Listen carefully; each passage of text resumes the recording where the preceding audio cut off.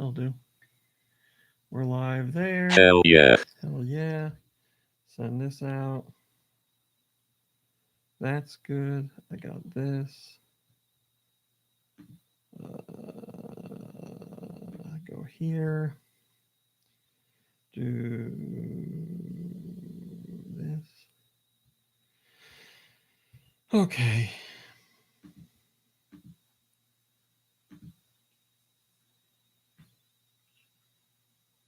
All right. That's that. I think I did everything. All right, let's go. 3, 2, 1. Go Nintendo Podcast, Webisode 811, the Thwacky Podcast. The Go Nintendo Podcast is a part of the Greenlit Podcast Network at greenlitpodcast.com. Mom Brain. Yes. Will you please tell us about Thwacky? Thank you for that reach. I know. Oh, there's a big old beard hair on the screen. It's my phone. I put it there. Please don't take it off. Thwacky.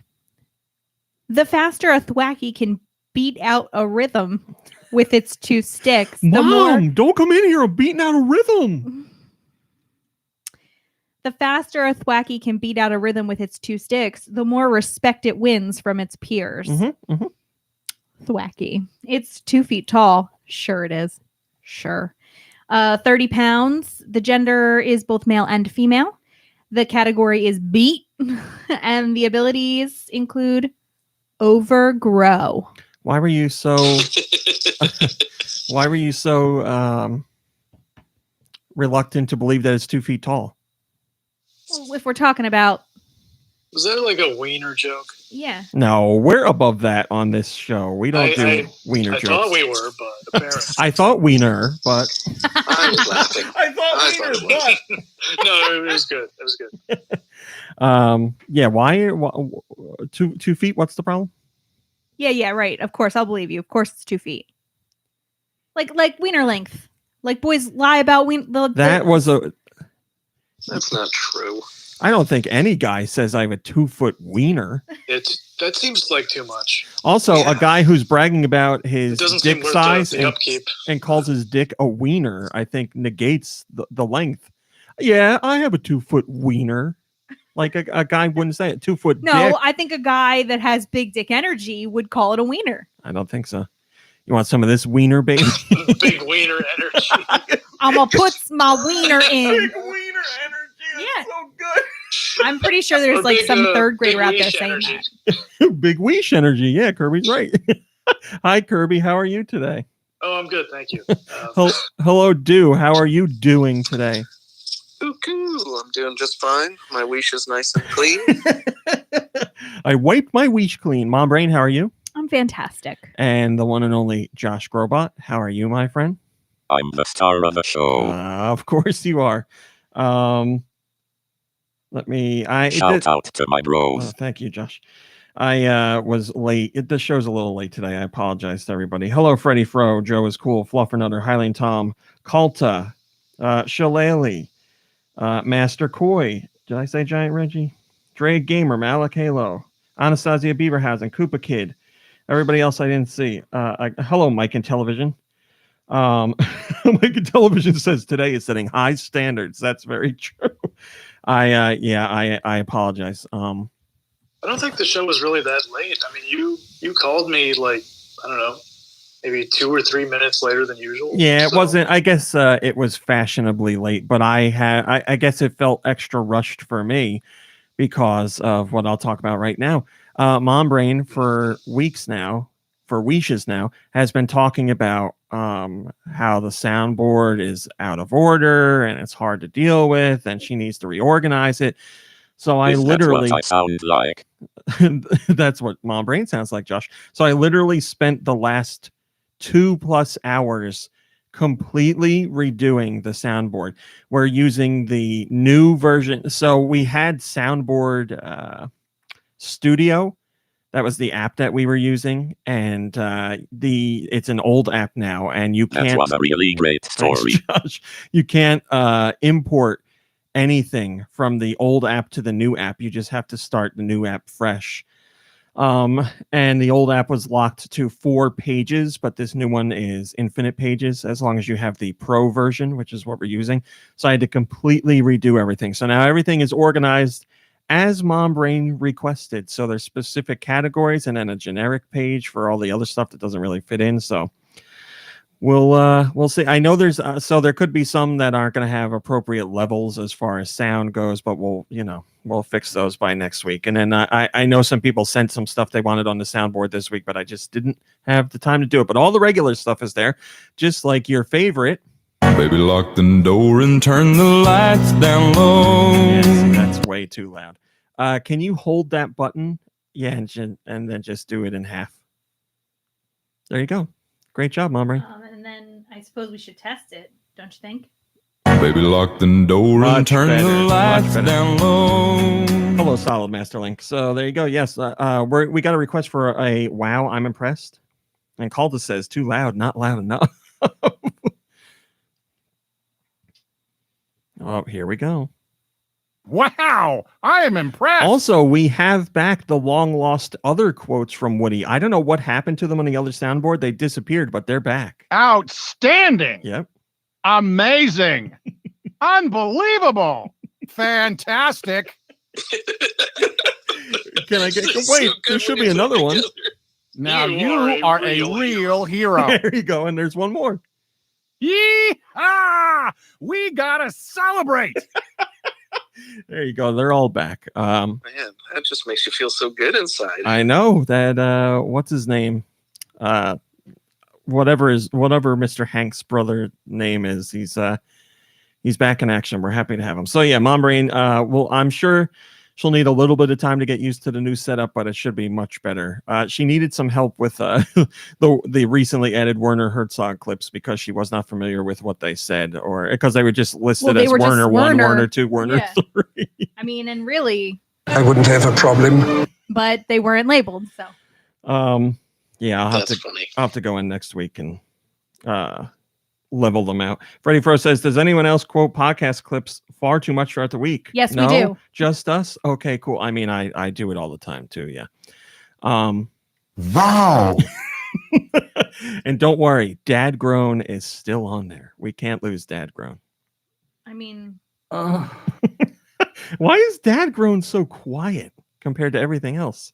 I'm gonna have to bump that up. volume's all the way up on that. Yeah, they should all start at default loudness. But all right, so there you go. So Mom Brain, have some patience with Mom Brain this week. I put them in the order you wanted them. Yeah, so. it's just gonna take me a minute to The new layout is much better though, isn't it? And color coded, and the tabs are the really tabs are helpful. great. Yeah. I still think that generic page could be split into 2, but it's what you wanted. So Yeah, I'm okay with it. Okay. For now. I mean, I don't know. Let me, live with this. And Malakalo says, Anastasia Beaverhausen is giving an update on their virtual dating. They said we're chatting, but I just don't want to annoy him because they were talking about bringing them into the chat, well, the podcast. I asked, and it was because he has a family member with COVID in the hospital, and the family member doesn't look like they're gonna make it. So Who? Anastasia Beaverhausen or the other person? the other person. Oh, well, Malakalo says Pod is not second date material, which I would agree with. Pod is like, I feel like you got to be dating somebody for a year and then bring them in and be like, I listen to the show. It's on once a week. It's yeah, but Yeah. like Maybe once you get engaged. that was so loud. I'm gonna have to turn it down before I play it. yes, you get engaged. Then once you're officially locked in, then you can be like, oh, by the way, there's this podcast I listen to. Yeah, you don't want your significant other to fall in love with us and not love you. So that's Yeah. why. It's You- not because we're weird or anything. You don't want to lose them. You want them to regret that they chose you. Got to get married on a podcast. Yeah, perfect. We'll do that. You guys stay together that long, get married, or want to get married? Then yeah, we'll do it. Especially this episode. Smash Says that Freddie Fro. subscribe button. I've got a 2-foot wiener. All right, that's enough of that. Not the wiener stuff, the soundboard stuff. I did want to talk about this That's none of your business. very quickly. Activision this week was, I believe they sent out a message to PlayStation 4 owners who play Call of Duty. Warzone. I don't think you can just download, if I remember correctly, I don't think you can just download Warzone or Call of Duty, whatever God, I write about it all the time for Turtle Beach and I don't even know the name. Call of Duty, Cold War, I don't remember what it's called. But I don't think you can download them individually. I think you just download one big thing and that's it, and that gets updated. So Activision recently sent out a message to PS4 users to let them know if you have a base 500 gig PS4, you might not have enough room to just have Call of Duty on your system. Call of Duty has literally gotten so big in file size that it is in and of itself one game that will take up your entire storage allotment. How insane is that? I can't even understand it. A 500 gig game. Their developers aren't doing any optimization or compression or anything like that. It's insanity. I can't imagine buying a PS4 and downloading Call of Duty and being like, well, there goes all my storage space. It's gone now. Games are very big nowadays, like 40 gigs, 50 gigs, 60 gigs. But now Call of Duty in and of itself is going to take up 500 gigs worth of space. So if you want to play that game, I don't even know. Well, obviously there's things that aren't physical like Warzone, but you'll have to buy an external storage solution if you don't already have one, which is mind-boggling to me. Or I don't even know what sizes the PS4 comes in. Is there a bigger size? Is there a 1 terabyte PS4 or a 750 gig PS4? I don't know, but that is absolute insanity. Dude, do you know how much of your PS5 storage space is taken up right now? How much is taken up already now? Yeah. Yeah, do you have any idea? I think, let's see, I've got 500 gig and I've probably taken up like 350 right now. Isn't that nuts? Like, the system is only a couple months old and now the storage space is more than 2/3 gone. Oh, I'm sorry. I thought you said PS4. The PS5? No, I did say PS4 for Call of Duty, but I was wondering what was taken up on your PS5. Oh yeah, for my PS5, I got plenty of room left, but I don't have a lot of games on there at the moment. PS4, yeah, my storage space kind of disappeared like at the last year and a half of the system. If I was going to download something else, I'd have to delete something, but I have 10 to 15 games on there.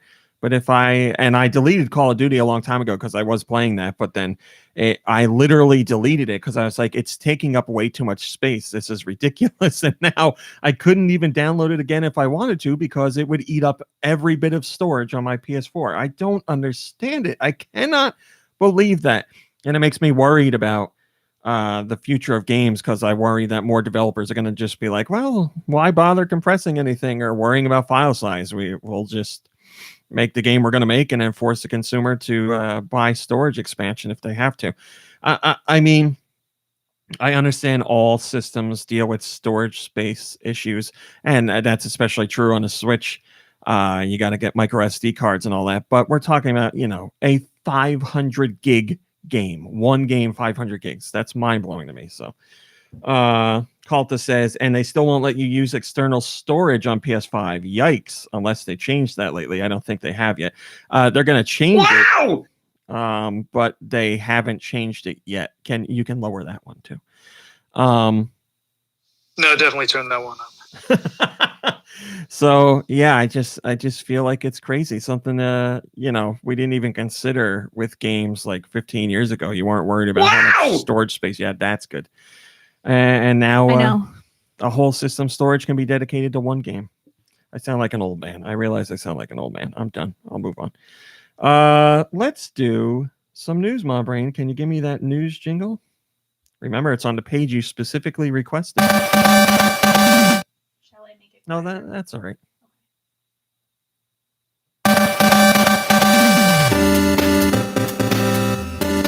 Thanks, Mom Brain. You're welcome. So last week, Nintendo had their Nintendo Direct, and it started off with the reveal of the next character for Smash Brothers, but it's really characters because it is Pyra and Mithra from Xenoblade Chronicles 2. Thank you, Solid Master Link. They are joining the game sometime in March. We're going to see a presentation about them. I think it's next week. It might be the week after. I don't remember. But yes, those are the next characters. And just a few days later, we saw the impact that Smash Brothers reveals can have on games in general, because Xenoblade Chronicles 2, which is available on the Switch, sold out on Amazon. So the game has been out for a while now, but seeing that these characters are coming to Smash, some people were like, well, maybe I'll finally get in on that game. Or other people were probably like, oh, I didn't even know that game was a thing. Now I'm going to go check it out on the Switch. So Amazon Japan is completely sold out of Xenoblade Chronicles 2. Obviously, RPGs are big in Japan, but physical copies are much bigger over there than digital. A lot of people prefer to go physical over digital. And Xenoblade Chronicles 2 is officially sold out. We have no idea if Nintendo is going to do another print of this game. It depends on, I guess, how many other retailers are sold out, how hard the game is to find in general. You would imagine they would want to let people buy the game as we get closer to the launch of these two characters for Smash Brothers Ultimate, because it's helping spread word of mouth on that game in general. So yeah, if Japan's hungry for physical copies, why not get another print out there? But Nintendo hasn't officially said anything. Obviously, you can still get the digital version of Xenoblade Chronicles 2, but again, people would rather physical in Japan.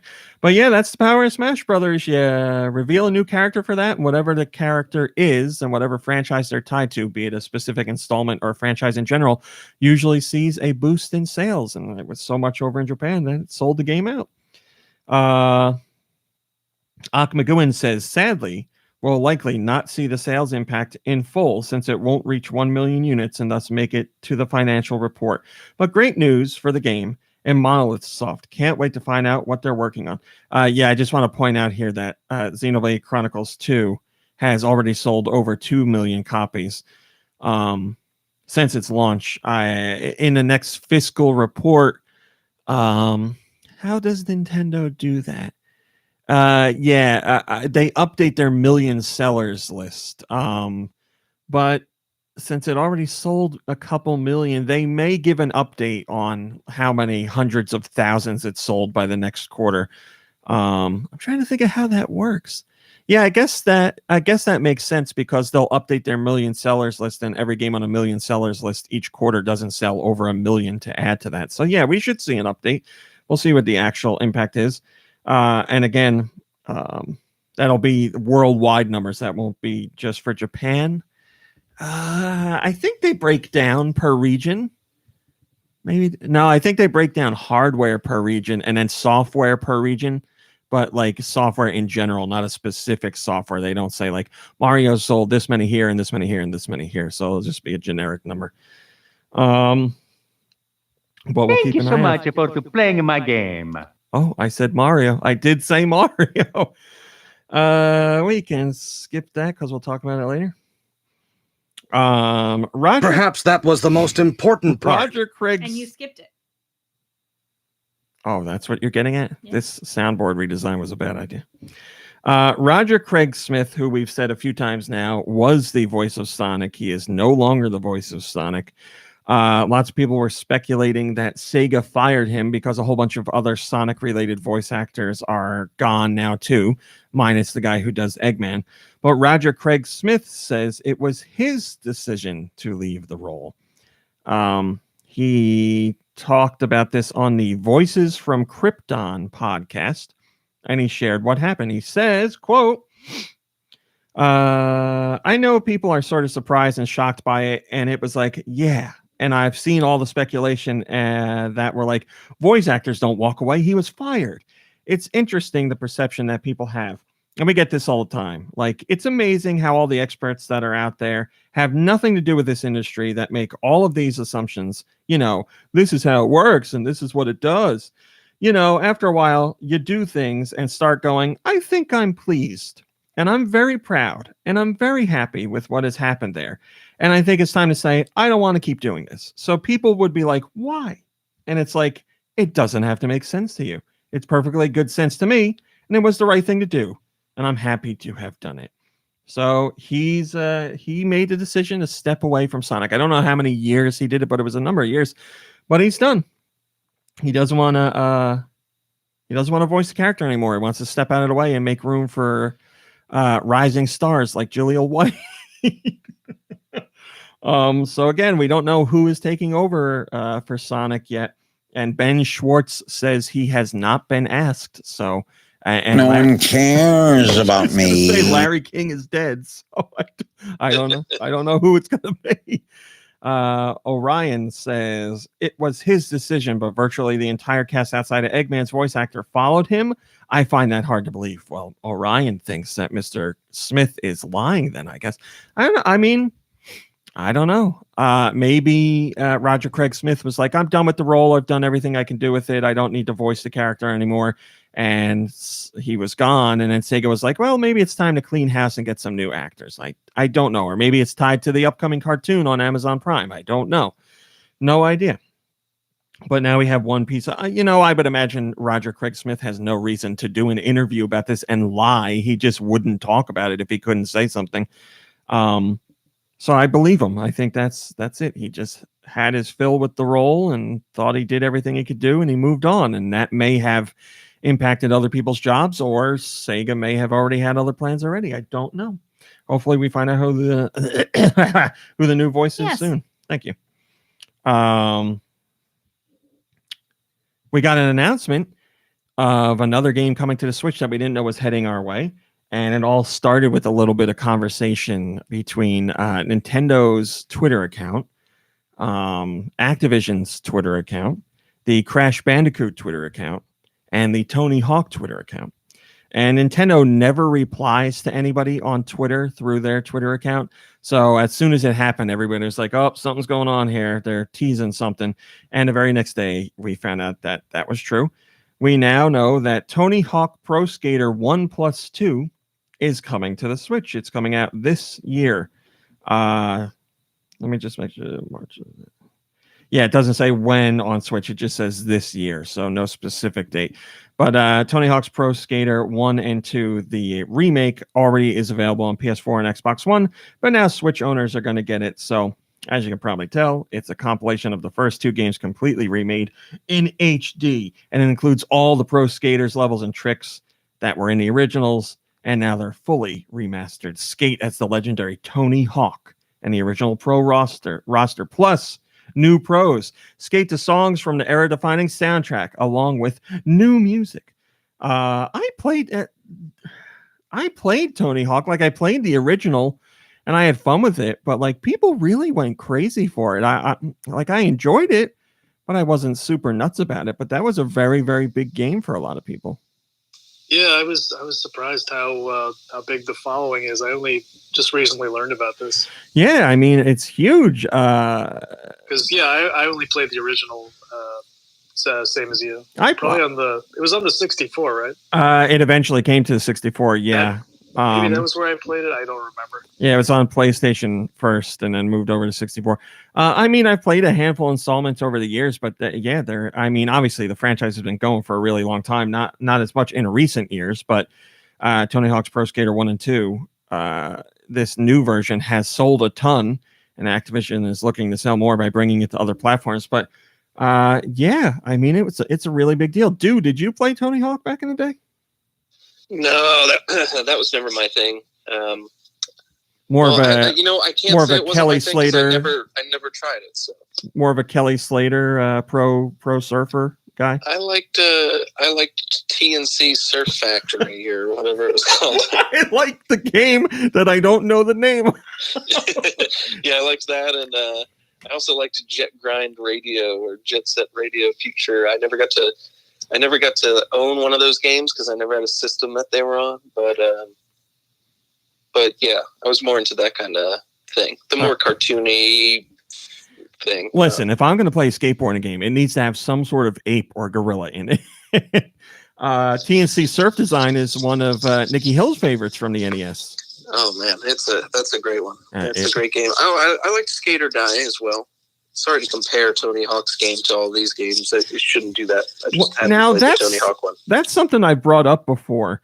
What was it about our generation when we were kids? Everybody had or played Skate or Die. Why? I think skateboarding was kind of just getting to us, at least on the East Coast or whatever. My older brother he couldn't skateboard, but he wanted to, and he had a skateboard, and I was like, oh, that's so cool. And like, we had Skate or Die on the Commodore 64. We were just, it was just a lot of fun. I don't know why. Yeah, I mean, I really liked it too. I just have no idea why we all play that. And California Games. Why did we all have California Games? Because they both spoke to the essence of our time at the time, right? It was just like cool. Like, it was just, those things were really cool. Were or are? Are. I mean, but at the time they were Footbag, come on, always cool. Right, but like that was kind of just what was going on at the time. Hi, Blood Ocean. Well, as Highland Tom says, it was the 80s. You had to be there. Yeah. I don't remember the point in my life back then when California Games and Skate or Die, like, I never bought them. I don't remember renting them, but I definitely played them, and I played them a lot, and I don't know why. Like, I didn't read about them in a magazine. Somebody, I guess, just had it, and we played it. But the hill that Droth's house is on? Yes. Like her childhood house? Yes. She had like a little blue plastic skateboard, and we used to sit on it and roll down the hill. That was as close as I ever got to skateboarding. It just like unlocked that memory for me. Talking about like, were you like listening to sweet late 80s, early 90s tunes? Probably on your not. pocket rocker? No, I never had a pocket rocker. Hi, Porpoise Muffins. Thanks for joining us. Did you know they had one that like played like poorly pixelated music videos? That's not a pocket rocker. That's I believe a hit clip or a hip clip. Maybe. That was different. Mom Brain. Come on. I think that was 2000s. That was early 2000s. Okay.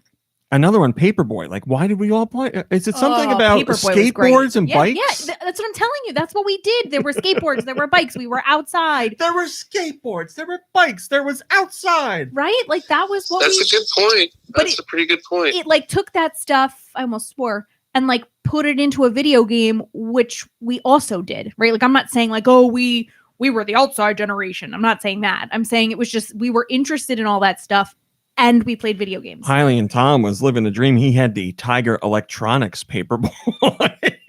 Excellent. My dedicated I will system. never forget. My uncle gave me for a birthday Paperboy and the NES Advantage controller, like the big joystick. Which uncle?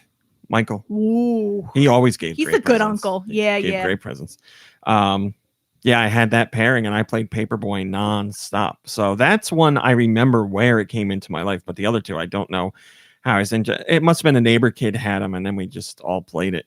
I played Footbag. I played the BMX one in California Games. I never understood how to do surfing. No matter how much I tried, I couldn't make surfing work. And the Frisbee one, although it wasn't Frisbee, whatever it was called. Yeah, the disc, whatever. Flying disc. Yeah. Flying disc. Man, that one's so much fun. It really is. Whipping that sucker and watching a guy run after it and dive. Oh my God, it's so good.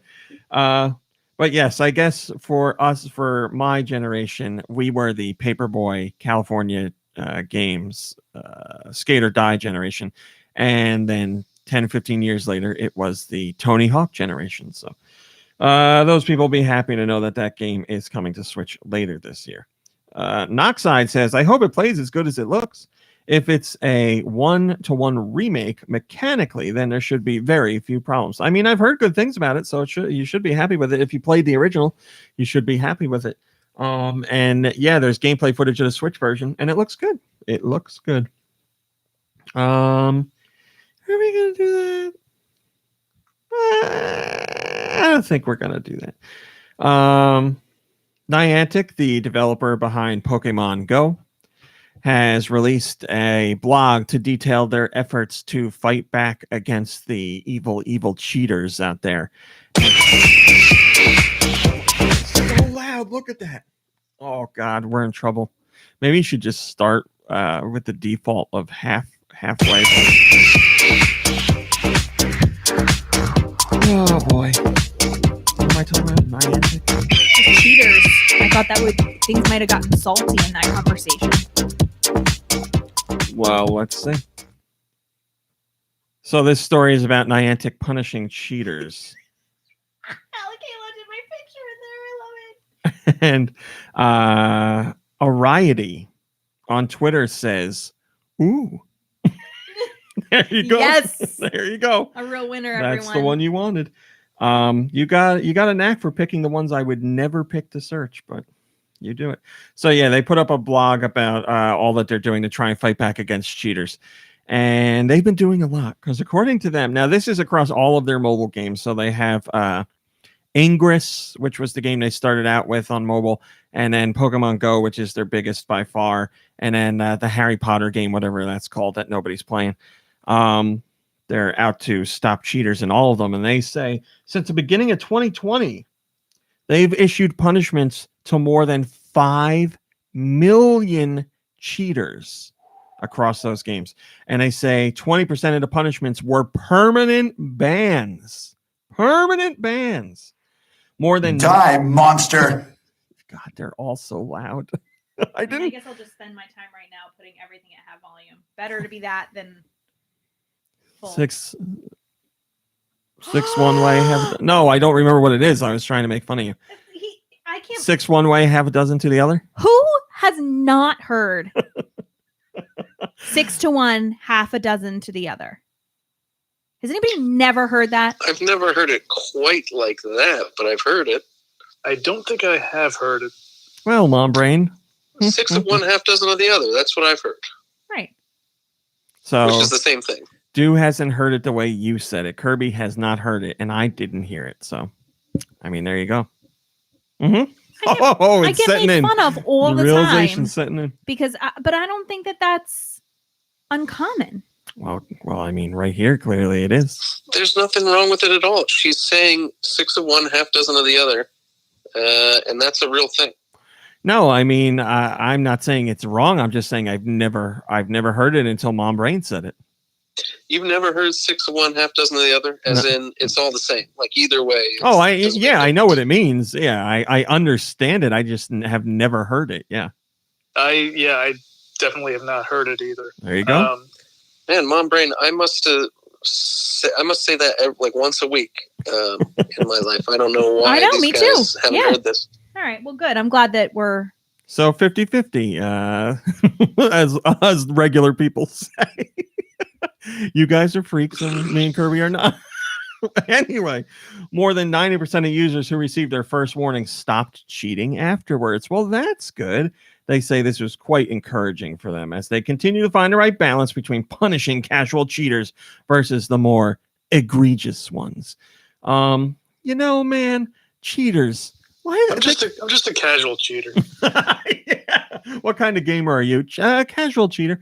I meant in general. In life. I'm a casual cheater at everything. I don't understand it, man. Like when it comes to a game you're playing by yourself alone that is not connected online and has no impact on other players, go ahead and cheat your heart out. I don't give a crap what you do. Use the God mode in Doom. Give your sim all the simoleons they could want. I don't care. But when it comes to stuff like Pokemon Go or other online games, when you cheat, it ruins the experience for other players. Why do you have to do that? Your only way of having fun is by doing something that ruins the experience for hundreds, thousands, millions of other people? I don't understand it. And to think that they have punished over 5 million cheaters in 2020 alone, and 20% of those people, whatever they said, are banned. 20% of those people were banned. They were cheating bad enough to get banned permanently. Don't be a sweaty. Be a go Thank Gabby. you, Josh. You're 100% right. I don't think Josh's Sure, have to be lowered. whatever. Yeah, I think Josh's are fine. I should have said that before. That's where I started. Yeah, it's just so disappointing. I don't get why people have such a desire to ruin the experience for other players, but that's what they do. But at least Niantic's trying to stop that. So, I mean, any online game or any game with online connectivity deals with the same stuff. Like, I know cheaters are a huge problem in Call of Duty right now, and Activision is trying to stop it, but it seems like they can't keep up with it. That the cheaters are just too plentiful and too active, and anytime they try and squash cheaters, the cheaters just come back even stronger than ever. So, well, that's very disappointing. Shillelagh says there's a lot of cheaters, gotta catch them all. Yeah, I don't know if they can catch them all, but there is a silver lining in there. 90% of first offenders that were caught decided to go on the straight and narrow rather than continue cheating. Oh, Kalta's got it. Kalta says, we got to add that to the soundboard. Kalta says, as Captain Lou Albano once said, you cheat at games, you go to hell. What is that thing he says about... Hello, Mike and television. Whoa! Hold on, I got to look it up. Captain Lou. Wasn't it some like anti-drug? Yeah, it was a drugs thing. Yeah, and it was like so abrupt. You go to hell and you die. Talking about drugs, kids, don't be afraid to say no. Anyone that asks you to use drugs is not your friend. Drugs can and will kill. Remember, don't be afraid to turn to your priest, your rabbi, your minister, your moms, your dads, your teachers, because drugs can kill. And if you do drugs, you go to hell before you die. I just like how the music's like boom, boom, boom, boom, boom, boom, like happy music, and he's like, kids, if you do drugs, you go to hell before you die. And then you also go to hell. Hello, Donut Muffin. Captain Lou, you know, he was such a nice guy when we met him too. Wasn't he lovely? He was. He actually complimented my name because I think he had like a daughter or a granddaughter with my name. He was so sweet. Yeah, I believe her name was Captain Danielle Albano. That's it. This is my daughter, Captain Danielle Albano. Oh my God, it's so dumb. Double hell. Yes, Nader died. Double hell. You go to double hell. You go to hell before you die, and then you did drugs. So when you die, you go to hell again. Captain Mom Brain Albano is a family name. Mother Brain is we call her, but Mom Brain for short. So just don't do drugs, guys, and don't cheat. Don't cheat at Pokemon Go, and don't do drugs. Those are the two most important things. If you cheat at Pokemon Go, you go to hell before you die. Pokemon go to Your hell Pokemon and die. go to hell. That's what I should have said.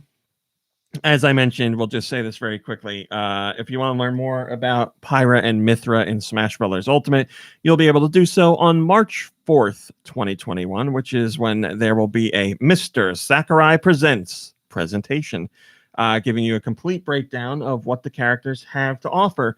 It'll be roughly 35 minutes long, and obviously you'll get more details on the next round of Mii costumes and stuff like that. So there you go. Mark your calendars.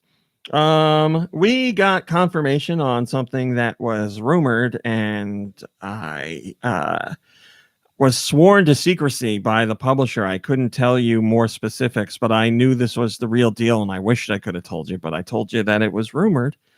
But now it's confirmed. Star Wars Republic Commando is coming to the Switch. So that game originally launched for the Xbox and the PC way back in the day. That's the original Xbox. And people have been hankering to play that game, and now they will soon be able to. It's coming to the Switch on April 6th, 2021. The force is strong with this one. So if you haven't played that, now you'll get a chance to. You are the leader of an elite squad of Republic Commandos. Your mission is to infiltrate, dominate, and ultimately annihilate the enemy. Your squad will follow your orders and your lead, working together as a team, instinctively, intelligently, instantly. You are their leader. They are your weapon. I remember this game being really well reviewed, and people were like, why was there never a sequel? Well, still not a sequel. You sounded like Kermit the Frog for just a sec when you said I remember. I remember. Yeah, something about it reminded me of Kermit. Pajab says, looks cool, though my dream Star Wars game for Switch is Rogue Squadron Trilogy, of which I have 2 and 3 on the GameCube. Yeah, it would be nice to get another Rogue Squadron. We see that other companies are now allowed to work with the Star Wars franchise again after EA had the monopoly there for a few years and then didn't really do much of anything with it and caused a lot of controversy through their Battlefront game or whatever. Yeah, Star Wars Battlefront, whatever they're called. And Disney was like, no, you're screwing things up for us. So not that EA is done with Star Wars, but now other companies get to take a crack at it. But yeah, I never played this game, and I don't know why, because I'm a Star Wars fan. I had an Xbox. I just didn't play this. So now I have a chance to right that wrong. Mom Brain, Yes. are you good? You're okay? Yeah, I'm just working on volume. Josh, can you take us to the commercial break here, please? We'll be right back after a word from our sponsors. Hey Chris, what's the War Rocket Ajax podcast about? Well, Matt, if we were smart, it'd be about murders, but it's actually about comics. War Rocket Ajax. It's not about murders, but it is weekly on the Greenlit Podcast Network. Hunter, Yu Hakusho, literary analysis, comparative localization, JoJo references. The works of Yoshihiro Togashi hold a specific kind of magic, and the people who seek to examine their roots and spiritual descendants are known as the Spirit Hunters, available on the Greenlit Podcast Network. Thanks, Mom Brain. Thanks, Josh. Mom Brain, can I get a drum roll, please? I was just adjusting the volume on that. Wow. That's okay. Not too loud. No? Okay. Octopath Traveler has sold 2.5 million units worldwide. How was that? It could be lower.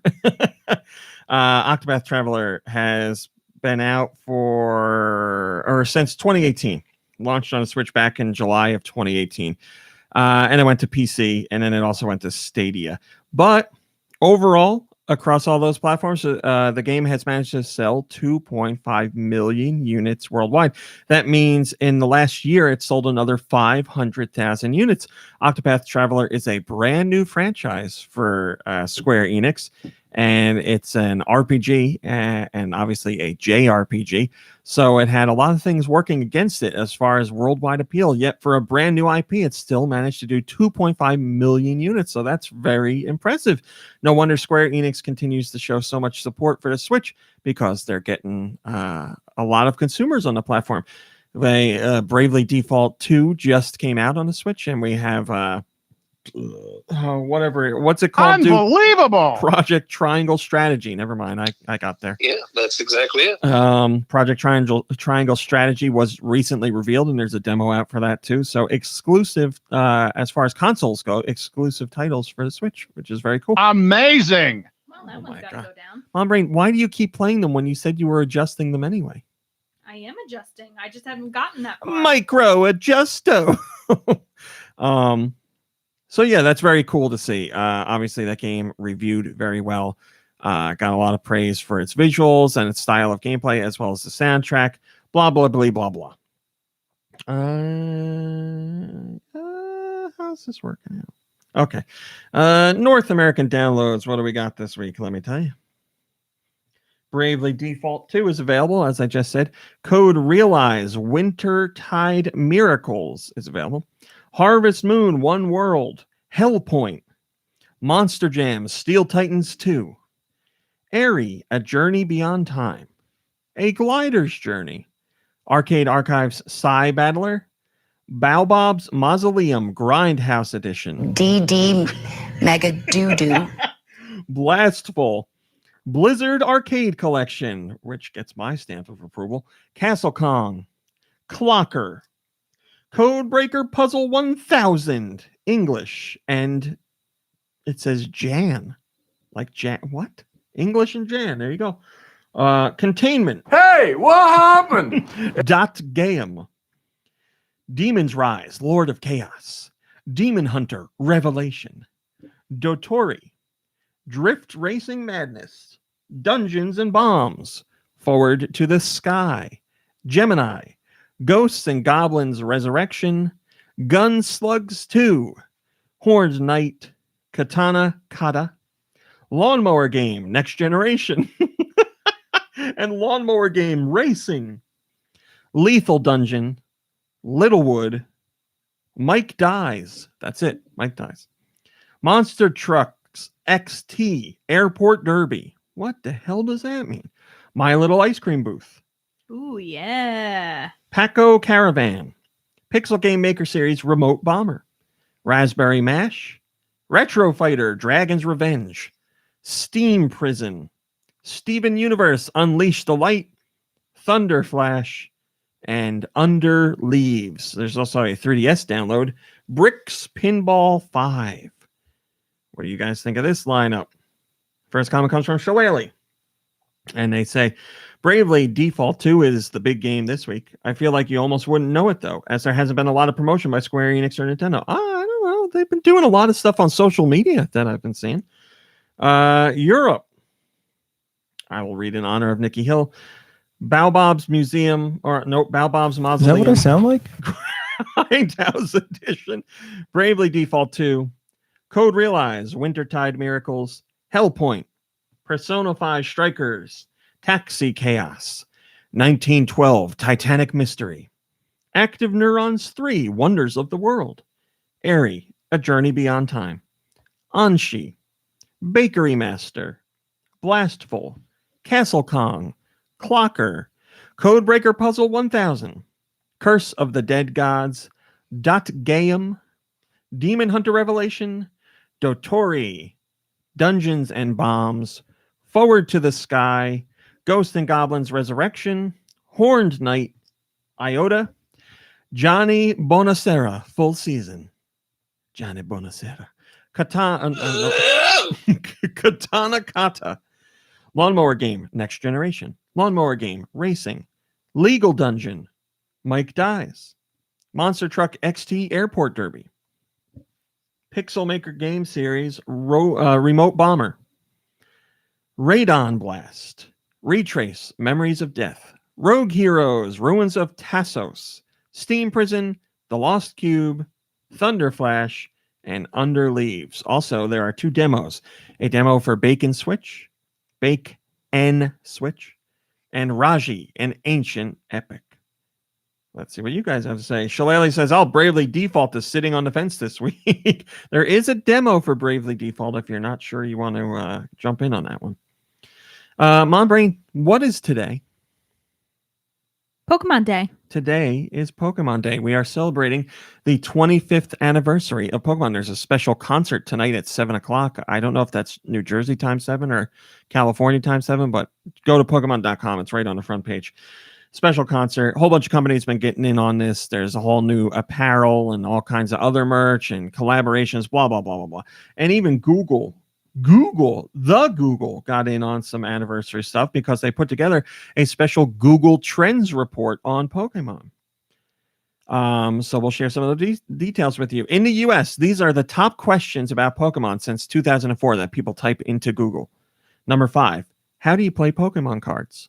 Number 4, when did Pokemon come out? Number 3, how do you play Pokemon in general? Number 2, how to draw Pokemon. And number 1, does anybody have a guess as to what the number 1 most asked Google question about Pokemon is? Are Pokemon real?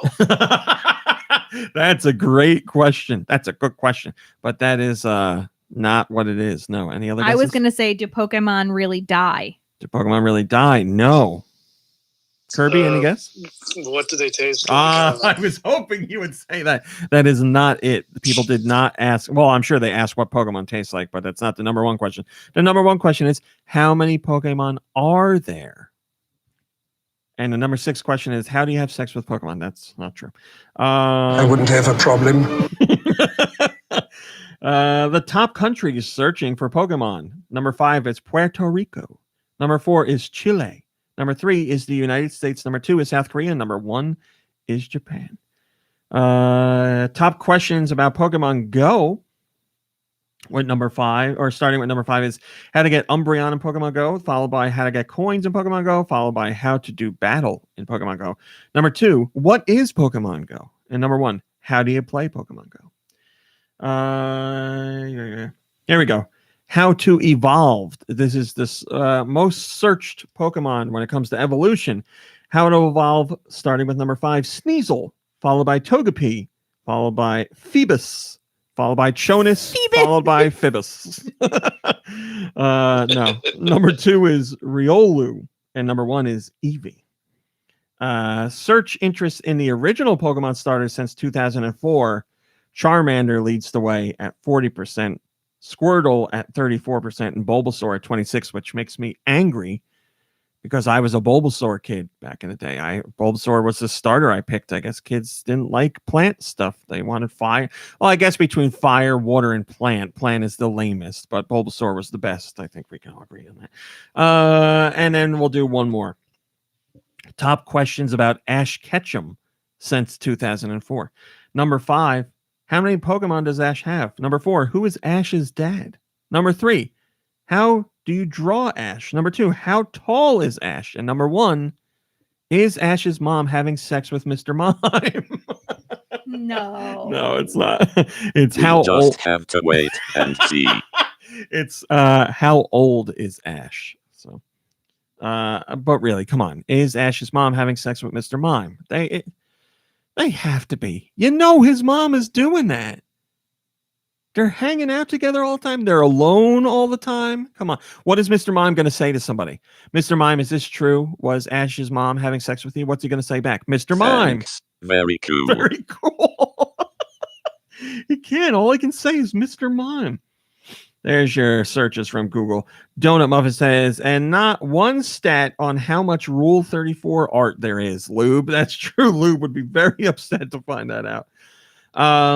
As many were expecting, and there was a rumor of there's a Pokemon presentation this past week. So we had a Nintendo Direct the week before, and now we had a Pokemon presentation, and it had some surprise reveals and some confirmations of rumored games. There has been a rumor for a while now that Pokemon Diamond and Pearl were getting remakes, and it turned out to be true. We now know that Pokemon Brilliant Diamond and Pokemon Shining Pearl are coming to Switch. They are coming to Switch later in 2021. These are remakes of the original Diamond and Pearl. The battle graphics are closer to what you got in Pokemon Sword and Shield, and the overworld graphics are still top down as they were back for Diamond and Pearl, but now it's more of a chibi style, I guess you would say. But yes, both of these games are coming out. Again, this was rumored, and people were thinking with the way Pokemon Company does their remakes and how the timeline works that these would be popping up, and here they are. So now you don't have to worry anymore. These are on the way. Shillelagh says, I don't know much about Pokemon, but it seems like they're going to remake all the old games with the Pokemon Let's Go Pikachu and Eevee engine, while the new games will come out every second year or so. Well, we'll find out. But that wasn't the only thing revealed. They revealed something brand new. Pokemon Legends Arceus, or Arceus. I don't know which way you're supposed to say it. And this is coming to Switch in early 2022. Pokemon Legends Arceus is a pre-story to, I believe, Diamond and Pearl. But what's really of note here is this looks heavily inspired by Breath of the Wild. It's a big, open world-ish Pokemon game where you're actually running out into the wild and you actually throw your Pokeball at wild Pokemon.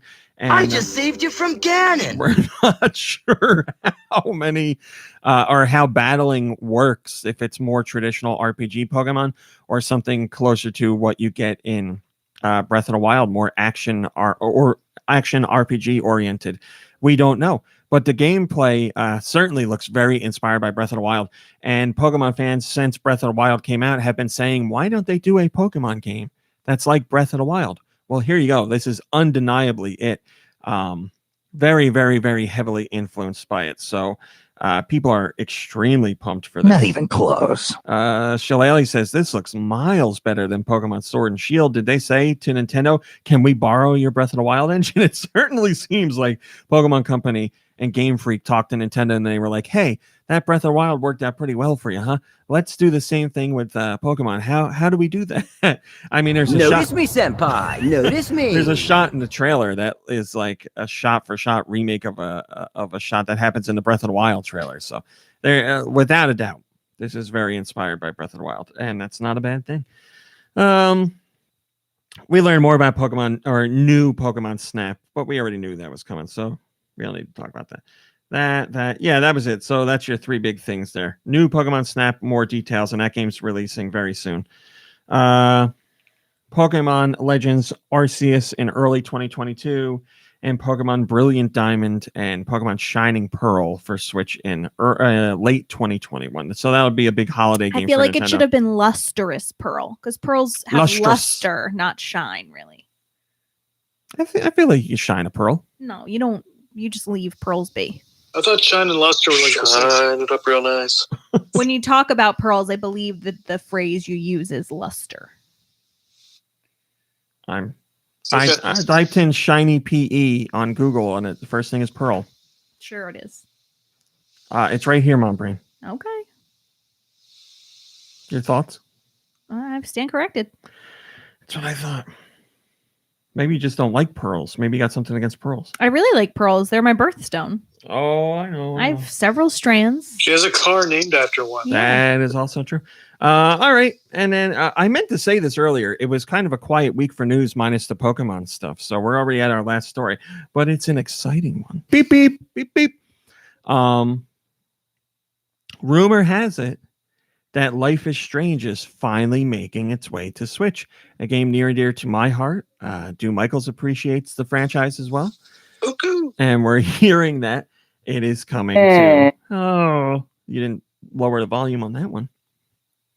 We're hearing that it's coming to Switch. I actually did. Oh, well, I mean, it's not super loud. And I figured, like the ones that I thought were going to be like long and loud, I put to halfway, and anything that was like a little shorter, I put like 3/4. So, this was over on Reset Era. What's wrong with you? Someone had shared the rumor of Life is Strange coming to the Switch, and the Reset Era mods were shown information that for them verified that this rumor is actually true, which is why they allowed the post to stay. But they didn't, the person that posted the information didn't share this other explanation for how they came into the information. So the mod said, listen, we're vouching for this person. We saw their information and we believe their rumor to be true because of what we've seen and verified. So we're leaving it. And then that person, then the story caught on and it started making its way around the internet. And the person that posted it removed all the stuff they posted and put up a new message saying they took it down because I think really because they were worried that it was catching on and it was starting to spread around and they could obviously get in trouble for it. So they pulled their information, but the original facts still stand that this information was verified by mods and they felt whatever they saw was compelling enough to say, yes, this is a real story. So the rumor is Life is Strange is coming to Switch, but also later on, we heard that it's not just the first Life is Strange. It's Life is Strange Before the Storm, and Life is Strange 2. So we heard all of those are coming to the Switch. I have been saying for a while now, I don't understand why Life is Strange wasn't on the Switch within its first year. It seems like such a no-brainer to me. It's a perfect platform for it. Yeah. I thought about that too. It's a good fit for the system, and there's lots of adventure games or visual novel style games, even though Life is Strange isn't a traditional visual novel, but it certainly fits in with that style of game. It's just there's a lot of that on Switch, and those games do very well. And I would imagine there will be people who would be happy to double dip, if not triple dip, on some of these games. So for years now, it's really boggled my mind that these games haven't come over, but rumor has it they are coming over. We don't know when. We don't know when we're going to hear about this. If it is official, we'll just have to wait for Don't Nod or Square Enix to reveal it. So, hopefully soon. If this information leaked at this point, you would imagine things are getting close to being revealed, but we just got to wait and see. Martin Stuff says, yes, please. It's always been a series on other platforms that I've been curious about. I'm totally up for being on an emotional roller coaster. Well, Du and I think we'll both agree that you certainly will be. It's a game that it's going to stick with you. You'll remember your decisions and the things that happen because of it. I really love that game. That's a special one. Now, are they releasing that? Like, I know it's a rumor on the Switch, but like, currently, is it released as a full game or is it in 5 episodes? I don't recall. I must have gotten the full game, right? That's how it has to work. You got it when the full game was out. Yes, I was getting it as the episodes came out, but this would be all the episodes in one. Yeah, they wouldn't do the episodic release. The episodic stuff is done except for new stuff. So this poster also was saying that Life is Strange 3 and 4 are in the works. 3 is going to be its own thing, but 4 was a true sequel to the original Life is Strange. So it'd be back with Chloe and what's her face. And it would continue that story. So that's exciting to me. And they were saying the third game, you come across someone who, the franchise is about people with abilities. So the third series entry would be someone who can see colors of the people they're talking to, and the colors relate to their emotions. So they could basically know when someone was lying to them, because somebody could be like, "Oh, I'm doing great, thanks for asking," but they would see the person with a blue aura around them and know that blue means sadness. So there's something they're not being told, blah, blah, blah. So it's a cool idea. I like that idea. But again, that would be a different cast of characters. That has nothing to do with the original game. So a sequel to the original game, a third installment that's original, and then ports of everything that's out right now for the Switch. So I'm down with all that. Sounds exciting. But that's it. That's our top stories for today. Like I said, not a lot. Mom Brain, what have you been playing? Nothing. Oh, that's great. Kirby, what have you been playing? It's funny.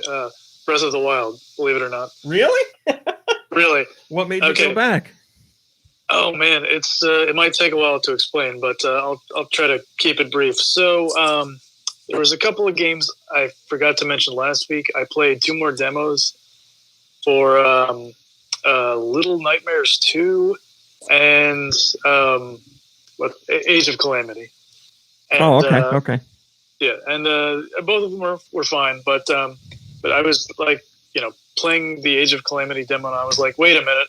I never finished Breath of the Wild. What am I doing playing this weird fan fiction game? That is true. Breath of the Wild's story directly relates to Age of Calamity.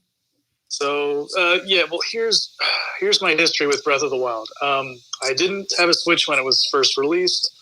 When I did eventually get a Switch, I asked Ramit. I borrowed Ramit's copy, and I don't remember how long I had it, but I definitely sunk at least 200 hours into it. I had to give it back to you. You needed it for something. Yeah, I gave it back. I remember what I needed it for. I was testing Breath of the Wild in VR because Nintendo Labo was supporting it, so I had to ask for it back for that. That's what it was. So at that point, when I returned it, I had already beaten 3 of the Divine Beasts. I was on the one, the giant lizard in the Death Mountain area. Yes. And I got stuck for the dumbest, most embarrassing reason. Those cannons, those big cannons, that, you can shoot your bombs out of. Yeah. I either didn't realize or I forgot how to operate them, how to aim them properly. I didn't realize all I had to do was hit that lever, and that would move it. I don't know what. It's. I can't believe it.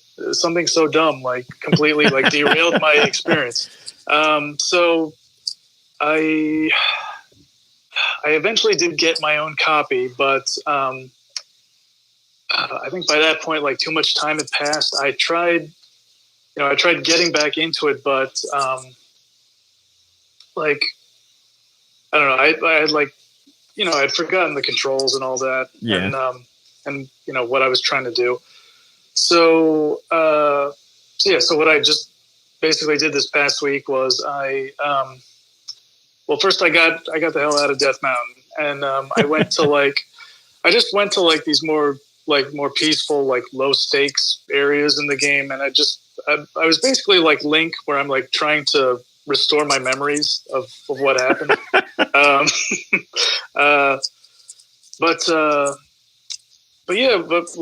Within a couple of days, I was or within maybe a day or two, I was just doing a bunch of side quests. I started out small and just I did all kinds of stuff. I found more shrines. I rescued some people. I fought a Molduga in Gerudo Desert, and and took its guts.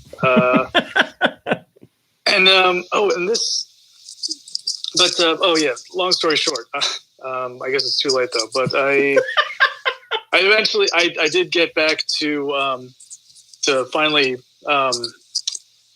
beating the last divine beast. So I could. Well, oh, that's right. I still didn't have the Master Sword. When, how early in the game can you actually get it? I'm curious about that. You need to have a certain amount of hearts, don't you? Yeah, but I don't know how many. I was I just barely had enough, apparently. Yeah, I don't remember exactly when I got it. I don't remember how many divine beasts I had beaten, but I just remember it being tied to hearts. So I made that my focus when I. Here you go. Highline Tom says as soon as you clear 40 shrines. So 40 shrines and the right amount. It's 13 hearts. Video Game Guru says. There you go. Okay, so I could have had it a long time ago. And this is funny. My main reason for trying to get into the Lost Woods, it wasn't the Master Sword. I was still trying to track down that giant Korok with the maracas. Because here's what happens. I had to look this up. Apparently, after you meet him the first time, he starts moving, and apparently he shows up at different stables. Yeah, that's what it said when I looked it up online, and I was so I was jumping back and forth between all these different stables, and I couldn't find him, and it was driving me crazy because I think I had only upgraded once or twice. I had no space in my inventory, and it was driving me crazy. But he was in the Lost Woods. I don't know what happened. I never saw him at any of those stables. It was the weirdest thing. You took too long. He probably figured, oh, this guy's not coming. I'm going home. I figured maybe that's what happens. Did I wait too long? Because by the time I tracked him down, I had almost 150 seeds. Because that. Oh, those aren't seeds. Because that was driving me crazy. Because it's impossible to not find Korok seeds here and there wherever you're going, and I had so many of them, and I couldn't do anything with them. They were just burning a hole in my pocket. What else? After that, I'm still doing side quests. I tried going to the castle, but I hate fighting those guardians. Even now, it's always frustrating. And I wasted so much money on those stupid arrows that are 400 rupees an arrow. The light arrow or the spirit arrows or whatever they're called. Yeah, I think they're called the ancient arrows. Oh god, I love those. I mean, I hate that they're so expensive, but when you have a full quiver of those, you feel so BA. Yeah, and I actually just recently made all the ancient armor, which was that was a pain in the ass, just getting all the funds together to make that stuff. It's 2,000 rupees per piece, and I needed more ancient gears and all this stuff. I've just been killing so much time when I probably should be trying to beat the game. But maybe another 3 or 4 years from now you'll get to the end. No, I'm guessing I should have the story portion of the game beaten within within I'm going to say by next week at least. We'll be checking in with you. Yeah, it has been too long. I mean, I kind of have an excuse. I mean, at least for the first part. But yeah, I'm very glad that I finally got back into it.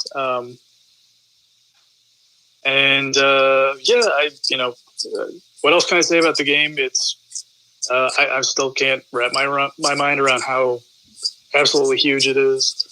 It's definitely one of my favorite Zelda games. I don't really have an official top 5. But it's definitely in there somewhere. It's a good one. Yeah. Yeah. So many. I have so many fond memories. Like when I tried to, when I captured a skeleton horse, then I tried to board him at the stable, but they wouldn't let me because it was too scary. Stuff like that. Little things like that. Okay. And that's basically all I played. Yeah. All right. Dude, what have you been playing? Okay. That's all you need is Breath of the Wild. That's all you played. You never need anything else ever again. What a great experience. I love that game. So yeah, as far as what I played, luckily it's pointedly shorter than last week's list. We played a little bit of Fortnite, of course. Played some more of the Romance of the Three Kingdoms 14 for the Switch. That's just going to have to run its course with me. Like we've talked about this with these strategy games, 2 in particular, Romance 7 and Tropico 5. I could just sit there for hours. I could sit there for 7 hours and do a whole city or a whole campaign and get close to the end, and then the next day be like, I'll start a new one, because for me, I don't know why, but for me, the fun is building up your army or building up your city. It's not like when you have so much money and you have such a big army that you could just, now all you have to do is crush everyone. I like to get to that point and then pass off the reins. You love the hustle. I do. I don't know. It's just a lot more fun that way. I am so close to beating Super Mario 3D World. I'm on the what I think is the last level, if I remember correctly. But yeah, what a blast! What a blast! Are you talking about like the regular end, not the Victory Road stuff? Yeah, just the regular end. Mm-hmm. Are you gonna do the Victory Road stuff? I remember it being very difficult. Oh, it is, yeah. And I remember not having fun trying it. So, I bet you I'll give it a shot, and I bet you I'll get frustrated and not do it. Yeah, there's a lot of levels up there. It's not just like 1 or 2. There's like, I don't remember how many are up there, but it's a decent amount. Champions Road. I think it was a little too difficult for me, and at the time, and I was like, you know what? I beat the game. I don't need to prove anything, so I just got out of there. But yeah, and then last but not least would be Control. I played a little bit more of that this week on the PlayStation 5. You're gonna laugh your butt off, RMC, after what we talked about last week. Are you ready to laugh? So remember when I said that I was playing Control in graphics mode instead of performance mode? This is mode? so great. I'm so excited. Yes, I do remember. So I thought about that when I booted up the game, right? And before I even played a second of it, I was thinking for some reason, I guess probably because I was booting up Control, about what we had talked about.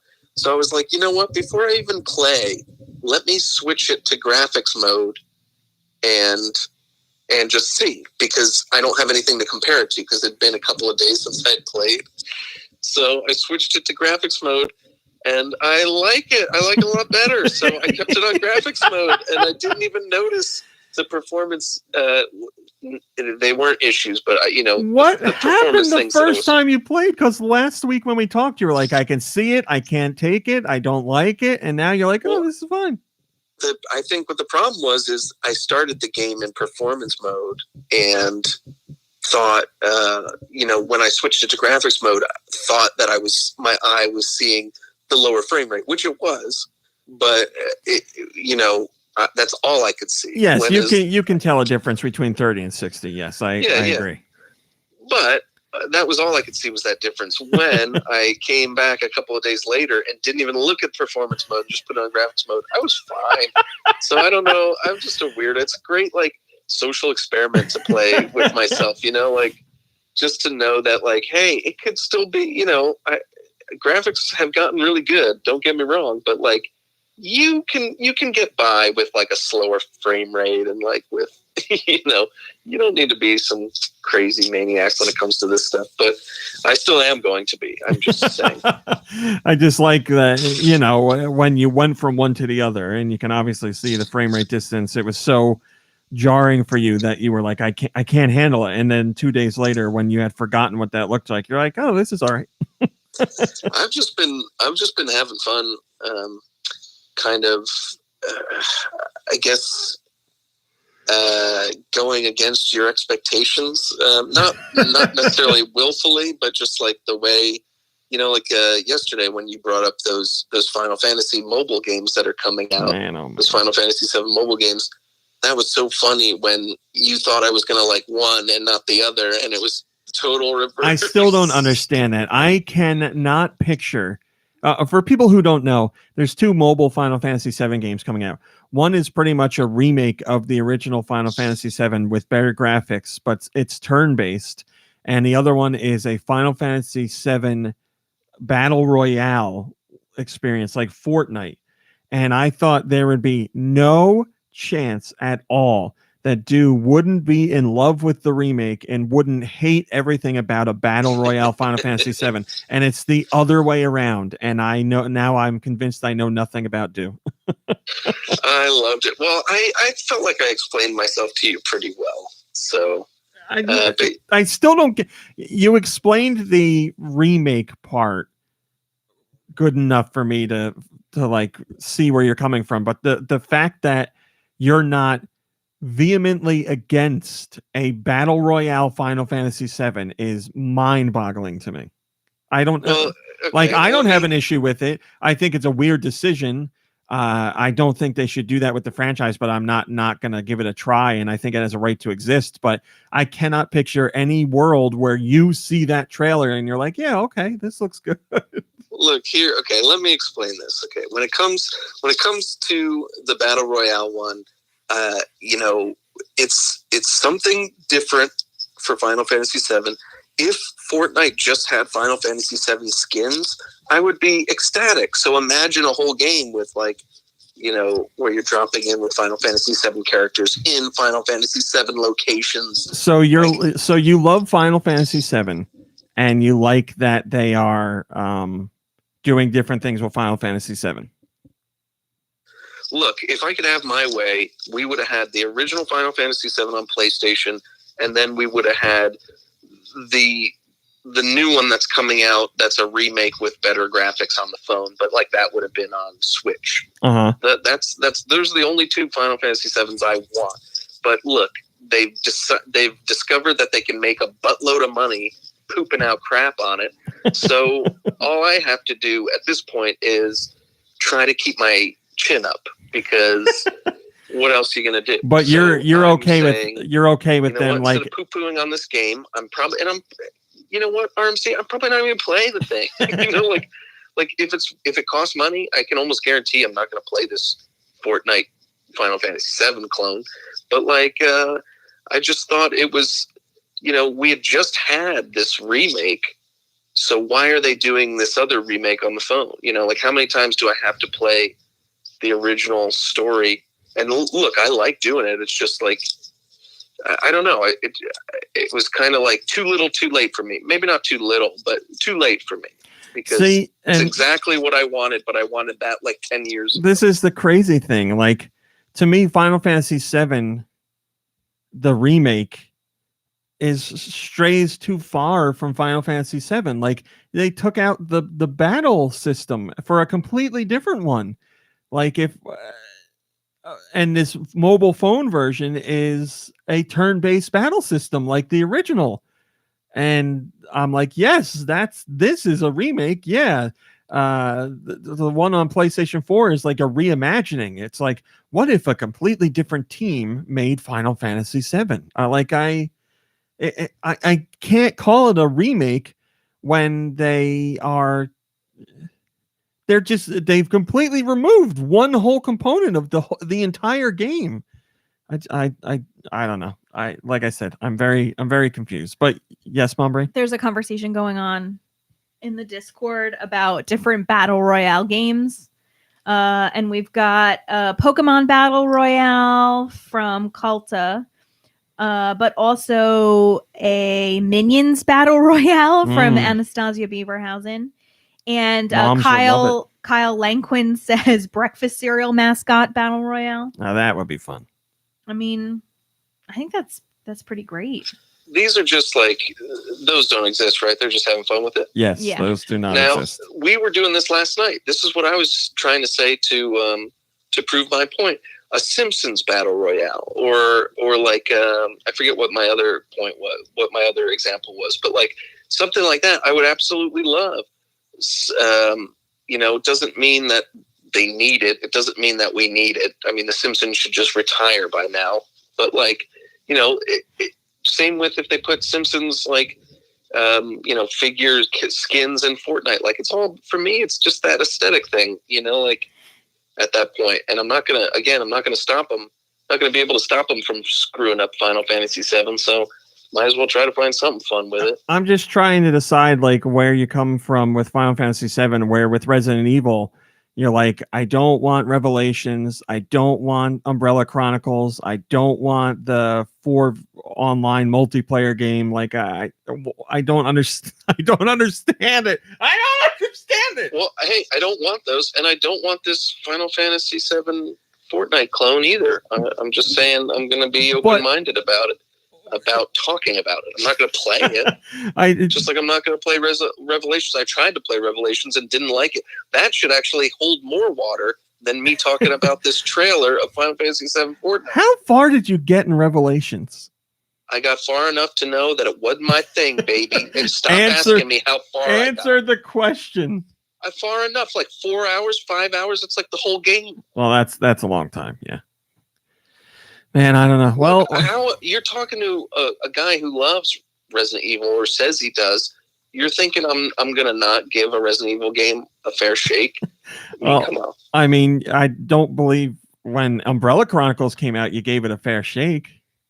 Not only did I buy and own Umbrella Chronicles, but I owned Dark Side Chronicles as well. Man, I mean, unbelievable. You're unbelievable. You know what? You talk your friends into getting all these Wii games back in the day, and then you chastise them for not liking them. Listen, but I bought the things. I take it back. I didn't remember that you bought both of those games, so I apologize for that. I'm just trying. My brain is having such trouble, like trying to make sense of a world where a battle royale Final Fantasy VII doesn't make you angrier than you've ever been, and Revelations is a game you don't like. I can't. Those two things don't make sense to me at all. Hey man, try living in this head, and when you're this close to it, it's even crazier. Anyway, Final Fantasy VII, whatever. I don't even know how we got in on that. I brought it up because I thought it was funny because I was talking about the graphics and control. Yeah. But Kirby, just so you know, RMC and Do aren't fighting. We love each other. We're very good friends. After last week's show, Kirby was like, "Oh my God, Mommy and Daddy, they're never getting back together." We were just having a conversation. I thought we were fun.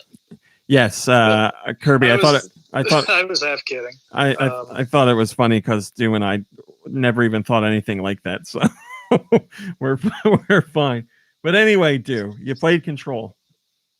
But yeah, so those are the games that I played. I'm gonna try to play a little bit more Control. Obviously, it's just not grabbing me. Like, the gameplay's fun. It looks great. It like feels pretty good. But there's something that's not like pulling me through, like pulling me back to the game. Like if I really get into a game, I'll play it every day until I beat it. Whereas here, I'll play it a day, and then like the next day I won't play it, and then I'll like go back to play it, and so it's kind of like it's not like sucking me back. Mm-hmm. But you know, I'm still very, very early in the experience, so we'll see. But yeah, those are the games that I played, and thanks for listening. Thank you for telling us, Stu. What'd you play, Rami? Oh, thanks, Mom Brain. I played more Fortnite. I played after a lot of our friends are still playing Hades or are just getting into Hades, and Lube was talking about You're too slow. how he likes using the railgun in Hades, and the railgun is something I never really used. So I was like, let me go in there. I'll check it out. So I did a few runs in Hades with the railgun just to see what I thought of it and how it was. I like it. It's fun. But yeah, I've talked about Hades before. I played more whatever it's called, Ghouls and Ghosts Resurrection, which you guys can play now. It's available, and it is very challenging, and it's very. He's heading towards certain death. Didn't turn that one down. I did turn that one down. And that was a perfect quote too. Yeah, it is extremely challenging, but it's very interesting to hear or read or see reviews of that game, because the reviews are either very high or very low, and both of those reviews tie into difficulty. There are some people who review the game very poorly, and they say it's way too difficult and complain about how difficult it is and say it's unfairly difficult, which is what that franchise is all about. So it'd be like reviewing a Transformers movie and saying there's too many giant metal robots. Like that's what Transformers is. Ghosts and goblins, ghouls and ghosts, any of them. Reviewing it and saying it's too difficult, it's too unfairly difficult. That's what the games are. That's what they're known for. And this game does a few things to negate some of the difficulty if you want to use them. And the other reviewers will say, like, this is Ghouls and Ghosts. They paid a lot of attention to it. They put in a lot of time with it. It looks great. It sounds great. It plays great. It's got all the quirks the other ones did. Like, it feels like a Ghouls and Ghosts game. And it's very challenging. And you have to have patience, and you have to learn patterns for certain enemies and all that stuff. All the things that go into Ghouls and Ghosts are here, but with a fresh coat of paint and new levels and new enemies and stuff like that. So it's just funny to me because the negative reviews don't say anything other than the bad points being it's too difficult. And I'm like, why are you reviewing this? You should not be like, that's a core element of the franchise, and you're going to mark it down because it has a defining feature of the franchise. I don't understand that. It makes no sense to me. But yes, I've been playing that, and it's torture in a good way, because that's what I expect from if I played a Ghouls and Ghosts game and it was easy, I'd be like, they missed the whole point of what these games are supposed to be like. So yeah, I'm playing that. Yeah. There was something else. Oh, yes. I cannot believe it. I played this after the podcast last week. I'm so happy that on the Switch, I can finally relive one of my favorite games. I am playing again, for the first time since I played it on the Super Nintendo, The Lost Vikings. Wow. It is such a good game, and I really wish they would do a brand new sequel to it. And maybe if the Blizzard Arcade Collection sells well, they'll actually do a sequel, because it'd be so cheap for them to make, and it's perfect for digital distribution. So maybe, fingers and toes That was crossed. a really great story. Why you got to turn? Well, it's a Josh. It's a Josh. You're right. I take it back. We'll have to go through. It's okay. Do you want this one turned down? Maybe a little bit. Josh, could you tone it down a little bit, please? So yeah, I'm playing the Lost Vikings again. I'm a hardcore gamer. What happened? I'm a hardcore gamer. What happened? Hello? Mm-hmm. That's the I'm a speaker sounded hardcore bad gamer. too. Is anything playing right now? Moving on. Oh, Don't worry, I'll fix it.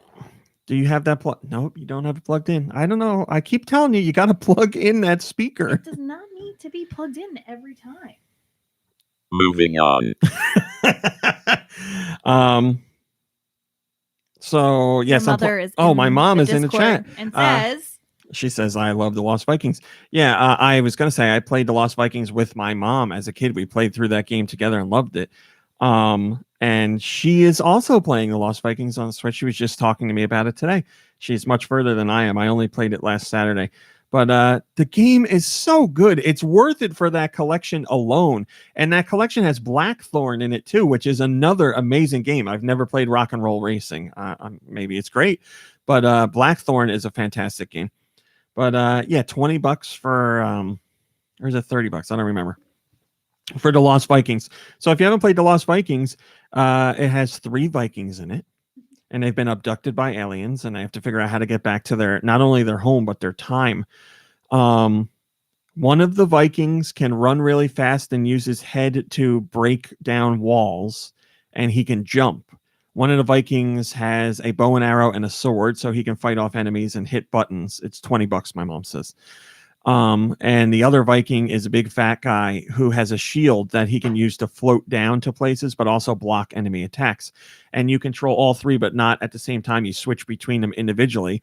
And every level is a puzzle platforming level. So you have to figure out how to reach areas, how to fight enemies, how to hit buttons, how to take down force fields, and how to collect items, blah, blah, blah, blah, blah. My mom says he also picks his nose. One of the guys picks his nose. So there you go. But yeah, it's very good, really inventive, a really fun puzzle platformer. I cannot stress this enough. Amazing soundtrack. The soundtrack, especially for the Super Nintendo, was so damn good. Man, everything about it is good. Just please take my opinion on this one. And believe me, it's this isn't like a game that thinks outside of the box or some ulterior motive game or anything like that. You know, like I heap praise on Undertale or Doki Doki Literature Club or any of those games. This is just a very traditional game, but it is expertly made. It's a ton of fun. Wow, it's got some I am impressed. Great puzzles in it. You gotta play it, man. You gotta play it. It's so good. I would play it for the soundtrack alone. The music is so good. But yeah, if you like puzzle platformers, then you cannot miss this game. I cannot recommend it enough. So that's what I played. And I think that's it. I don't remember playing anything else. All right. Let's go to questions. Send your questions to GoNintendoQuestions@gmail.com. where? GoNintendoQuestions@gmail.com. They can be about Nintendo, they can be about video games in general, or they can be about whatever the hell you want. Willis has a question. Willis says, in the episode I just listened to, you told us how you recently got dragged on Twitter for saying something weird about seeing inside Sakurai's house. Ah, yes, I remember this. This got me thinking. If you could secretly live in the closet of a famous video game producer, who would you pick and why? As soon as you've decided, please tweet your answer so that your followers have the opportunity to drag you. I will not do that. If you could live way! in the closet of a famous video game producer, whose closet would I want to live in? I know, I got it. Suda51. I was just going to say that. He likes everything I like. He likes Marcy. He likes Twin Peaks. He likes anime. He likes wrestling. I've always wanted to talk to him, and I've never had the chance to. So given the opportunity, yes, I will sneak into his closet and see how the man operates. I want to see what's going on. I want to see. He's probably into other things that I don't even know about that I would really like. I need to find out what's going on with that guy. What is a day in the life of Suda51 like? I want to know. That's my pick. Does anybody else have a pick? Oh man, Suda is probably the best pick, but man, if I can't have Suda because you're already in his closet, it's big enough. You can come in there with me. Yeah, you know what? I wouldn't want to. Let's I'll have a go little into Kojima's closet. How about that? He's probably got some weird stuff in there. Oh, Kojima's definitely got weird stuff in that closet. Yeah, he's got like the baby from BB. The BB. Yes, the BB. Oh, maybe he's got Mads Mikkelsen in there. I'm in. Yeah, Kojima's a great one. All kinds of, I'm sure you'd find out all kinds of weird stuff that wouldn't make sense at all. So that's a good pick. Anybody else, or we're good here? All right, we're good. Oh, wait. Oh, no. I have spoken. Okay. I would just want, that would be someone with a really large closet. So, yeah, probably one of the more wealthy video game producers. Yeah. You don't want like Miyamoto, who gets paid like a regular guy's salary and has a small house and blah blah blah. Yeah, you don't want his closet. Oh yeah, in Japan. Yeah. There you go. That's our picks. That's a good question. We also have a Patreon question. Mom Brain, did you know that you can join the Patreon for $1? Okay, well, guys, I apologize. I tell Mom Brain to charge the speaker every week, and she doesn't do it. So this is where we're at. For $1. Yep, it's dead now. It's not dead. It's still lighting up. I understand the lights are on, but that doesn't mean the speaker works. For $1, as Billy says. And this Patreon question You don't suppose it could be because, like, there's literally exposed frayed wires here, do Mom you? Brain, the speaker has been going for the whole show. I'm telling you, it runs out of battery. For $1. We can get a new speaker if you want. I think we should. We've been talking about it forever. This question comes from Autumnal Blake. For $1. Did you plug in the speaker? Yeah. Oh. When Mario gets an invincibility star, how does he activate the power? Does he eat it? What does it taste like? Who makes them? Does he eat it? I've never pictured Mario eating the star. Do you know what I picture? Eating the mushroom. I picture it being almost like a water balloon, except it's not like a liquid that comes out. It just like crashes over you and covers you with its essence. Star Chug Splash. Yeah, like Chug Splash. Nug Splash. I like the idea of it like cracking open and like sparkle and glitter and rainbow stuff just covers I don't think he eats it. We don't see him eating it. I don't know what he does with a fire flower. I can't figure that one out. Does he just touch it and it like heats him up? Mm-hmm. And then it wilts. He doesn't eat it. And then other things like, the raccoon tail he just puts on, and the how does he put it on though? It's a butt plug. Okay. And who makes stars? That you would imagine somebody in the Mushroom Kingdom makes them. Like Princess Peach has got somebody making stars, or I don't think they come up organically. Like a mushroom is organic and the fire flower grows on its own and is organic, but stars, maybe, I don't know, maybe they fall from the sky and they harvest them. Maybe Peach has somebody Spicy meatball.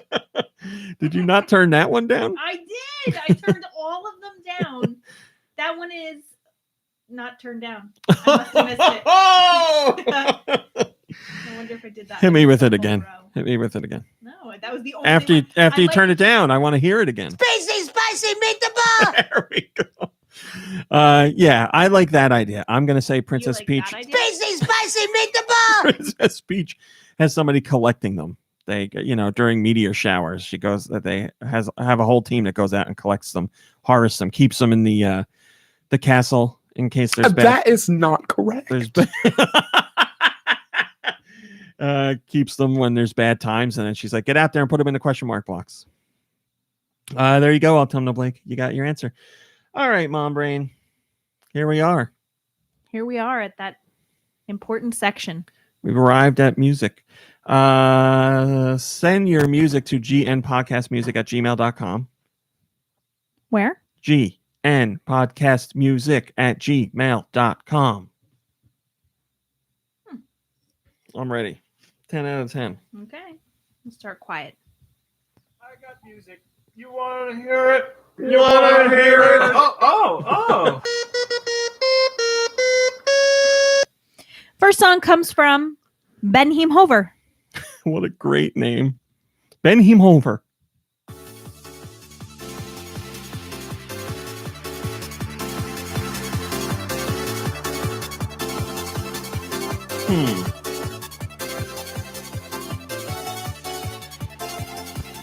Is it a Sega game? I don't believe so.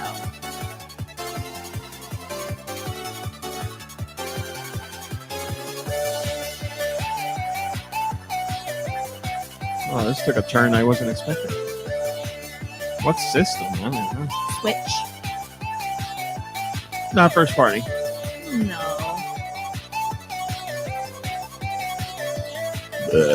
I got no clue. I'm just gonna kill it here. I don't know. I don't know. Ben Hover sent us Rainbows, Toilets, and Unicorns. Rainbows, toilets, and unicorns. Yeah, it's, I believe, a bullet hell. I need to look it up. Yep. Rainbows, Toilets, and Unicorns, a fast-paced shoot-'em-up bullet hell into the crazy world of unicorns. So, now you know. Yes, I remember posting about this game. Mm-hmm. And that was from Ben Hover. I've never played it. This one comes from Blood Ocean 07.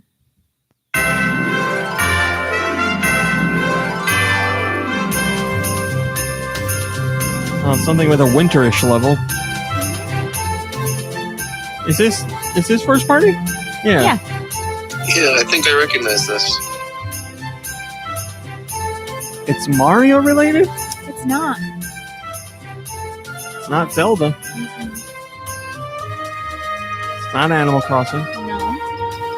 Kirby? Yes. On Switch? I should have known this was not Kirby Switch. right away. Kirby's Return to Dreamland. No. Kirby Star. No. Kirby. What's this one? Wii. Kirby Epic Yarn. Yes. Kirby Epic Yarn. Yes, that is correct.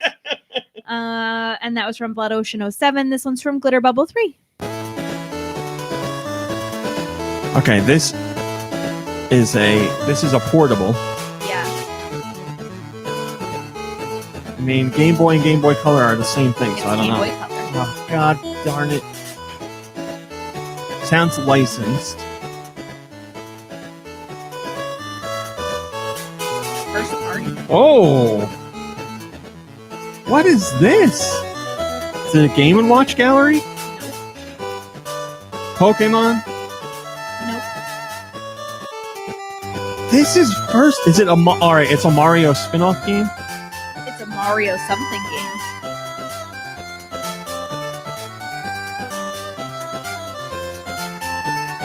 Yeah, but it's like a Mario sports game or something, like a Mario Party.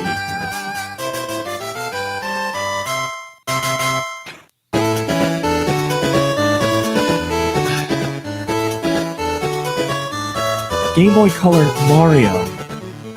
Oh, he did Super Mario Brothers Deluxe last week, so it's not that. Nope. Game Boy Color Mario. I'm having trouble. Mario and Donkey Kong? No. Mario... Pinball. I don't remember what was on that system. Mario...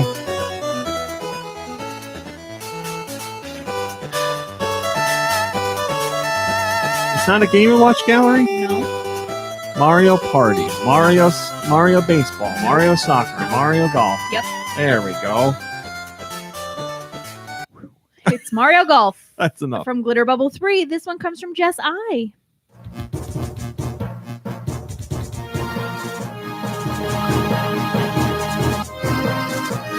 Okay, I believe this is Super Nintendo. No. Game Boy Advance? Yeah. Okay, makes sense.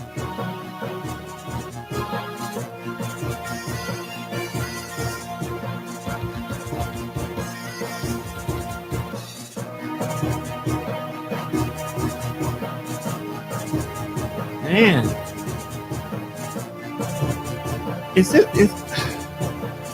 It's high quality, but it's high quality. Is it first party? It is. It's high quality, and that makes me think first party, but it's very different from usual first party. And it's got some sort of like First party quality. no, like Egyptian undertone to it. Okay, first party, Game Boy Advance. Okay, I don't think it's a Mario. Maybe it's an RPG. Mario Superstar Saga. Yeah, Mario and Luigi Superstar Saga There on we the go. GBA. From Jess I. Jet Jaguar sends this ditty. Focus all attacks. Can't go anywhere.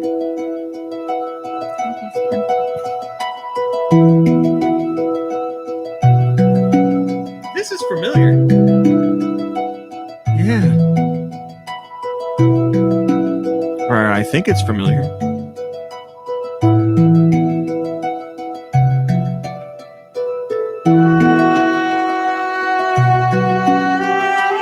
Oh, I like this a lot.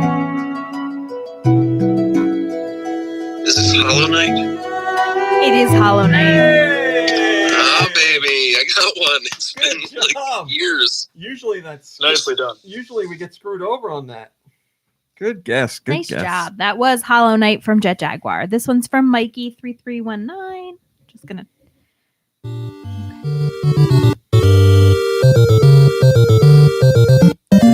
A regular NES? Yes.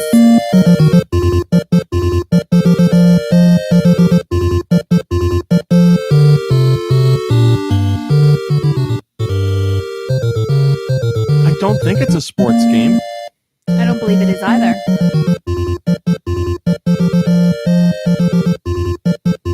I feel like it's one of those games that was in the arcade and got a bad NES port. Is it a shmup? I don't think so. It's got to be an early NES game because it's very simple and it's. I know this. That first part, I know that.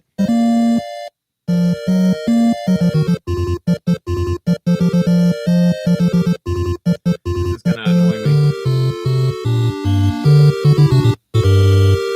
It's definitely got to be a more simplistic NES game. Go ahead. I don't know. Conan on the NES, which, if I'm looking at the correct game, came out in 1991. I don't remember Conan. I'm sure Lube played it. If he was here, he would have got it. And that was from Mikey3319. This song comes from Mr. P.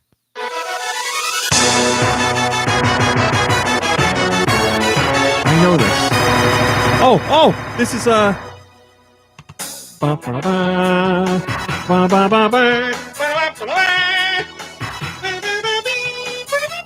This is Sparkster. Yes.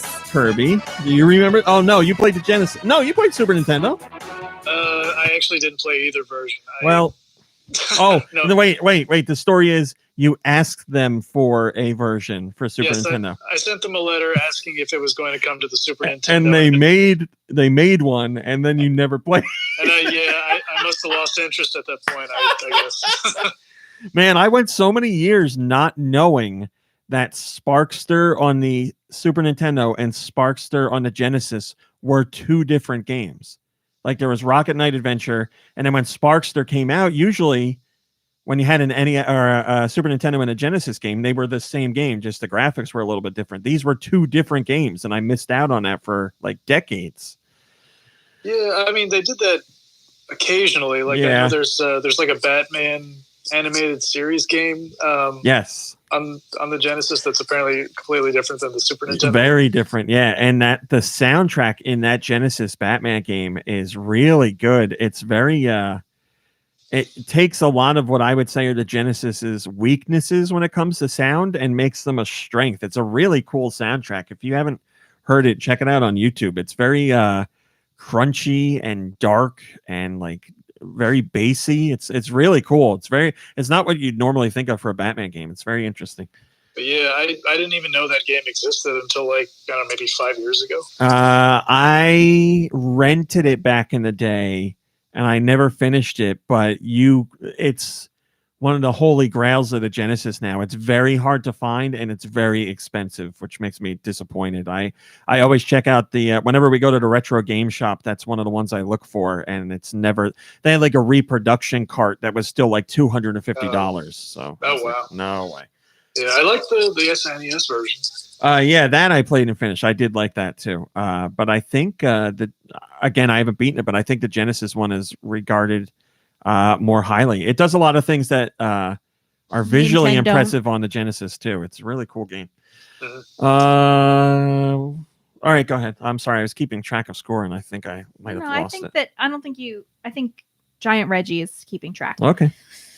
The next song, well, that was Sparkster from Mr. P. The next one comes from Nate or Die.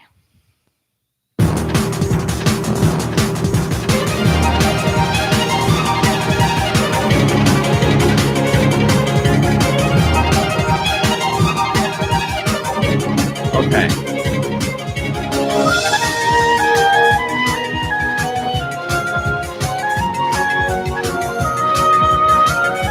What's this one? 3DS. It's got a Kirby speed to it, but I know it's not Kirby. Kirby's songs are very fast paced. I have a lot of like. This is not Kirby. That sounds like it could be something. It's not the right instruments for Kirby.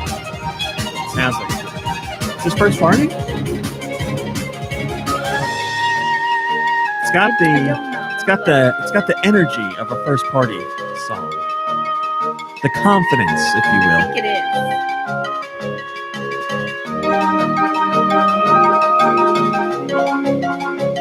High quality instruments.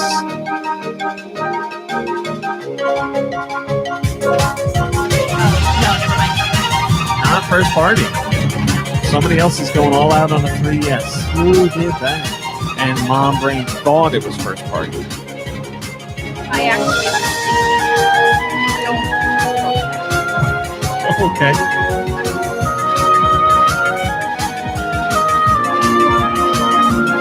I mean, it'd just be a stab in the dark. I'm trying to think of high quality 3DS games. I got nothing. You can go ahead. Kingdom Hearts. Oh, yeah. High quality music, high quality franchise. Yeah. That's Kingdom Hearts from Nate or Die. This one comes from Rusty. Oh, I mean, right away. Turn it up. I'll let this go for a bit. We got time today. One of my favorite franchises. I really wish they'd do a new one, but they never will.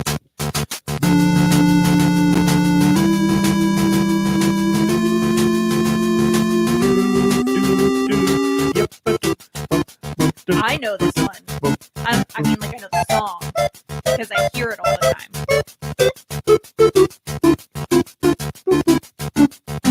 This song is also scoring. This is my favorite part. This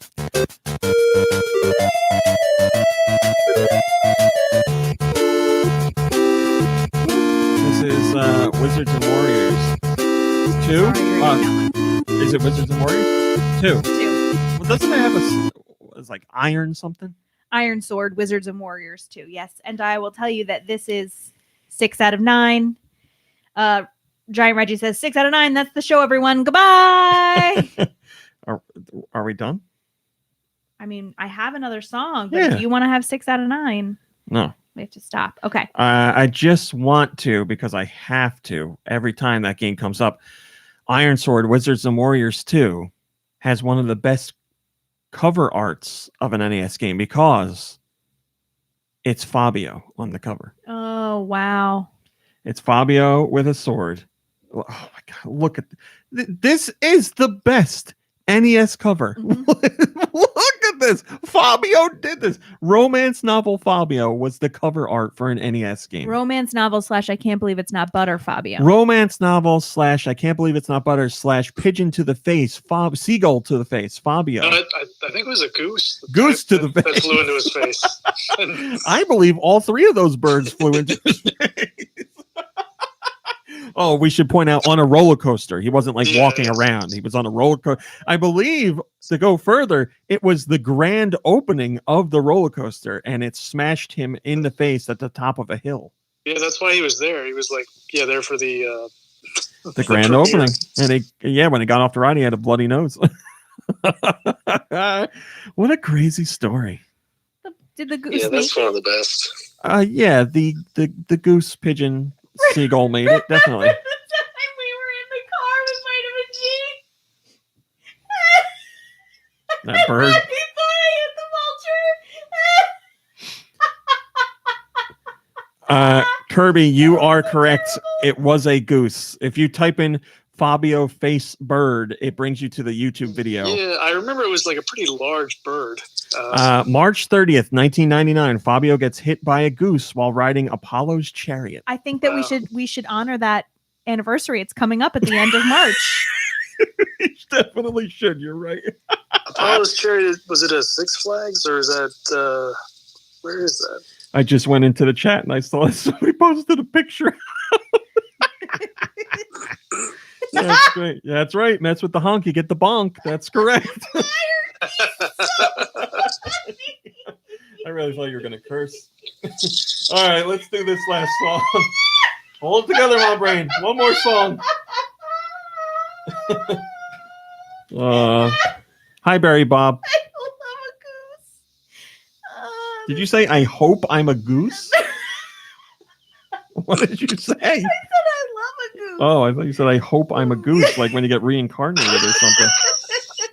Am I a goose? Am I a lady? You wake up every day in the morning, and before you get to the mirror, you're like, oh, I hope I'm a goose open up today. my mouth, and if a hunk doesn't come out, I just I just roll back over. All right. I think I would make a very fine goose. Well, you crap like a goose. So. Oh, gross. Last song, please. Terrible. This so You quack like a duck. Wait, is that? Can you quack? That's why he said it. That's why he said it. Let's just say raw meat has a lot of good luck. Do do do do do do do do do do do. Look up, if you're 18 and over, look up Can You Quack on YouTube and enjoy. If you've never seen it before, you're really Yeah, they should do a remix called "Can You Honk" or something about geese.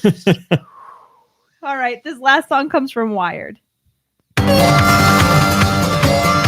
Tin Star.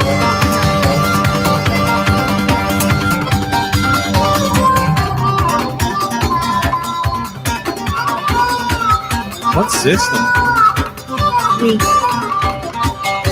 Some sort of Red Steel 2. Yes. I was going to say some sort of Western themed game on the Wii. Man, Red Steel was not very good, but Red Steel 2 was awesome.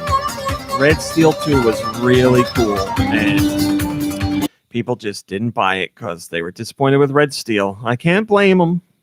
Ubisoft was like, hey, let's fart out Red Steel for Kylie the and Tom Switch said launch. Roseanne, the video That's game? what I was thinking. And they burned people with it. And then for some reason, Red Steel 2, they were like, let's go all out. Let's really make this good. And they did. People didn't buy it. If you didn't play Red Steel 2, check that out.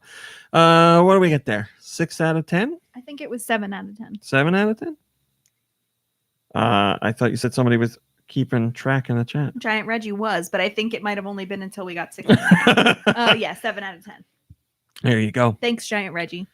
Thank you. Yes, I appreciate it. All right, that's it. We had a quicker show today because, like I said, there wasn't too much going on in a week besides the Pokemon stuff. But that's nice.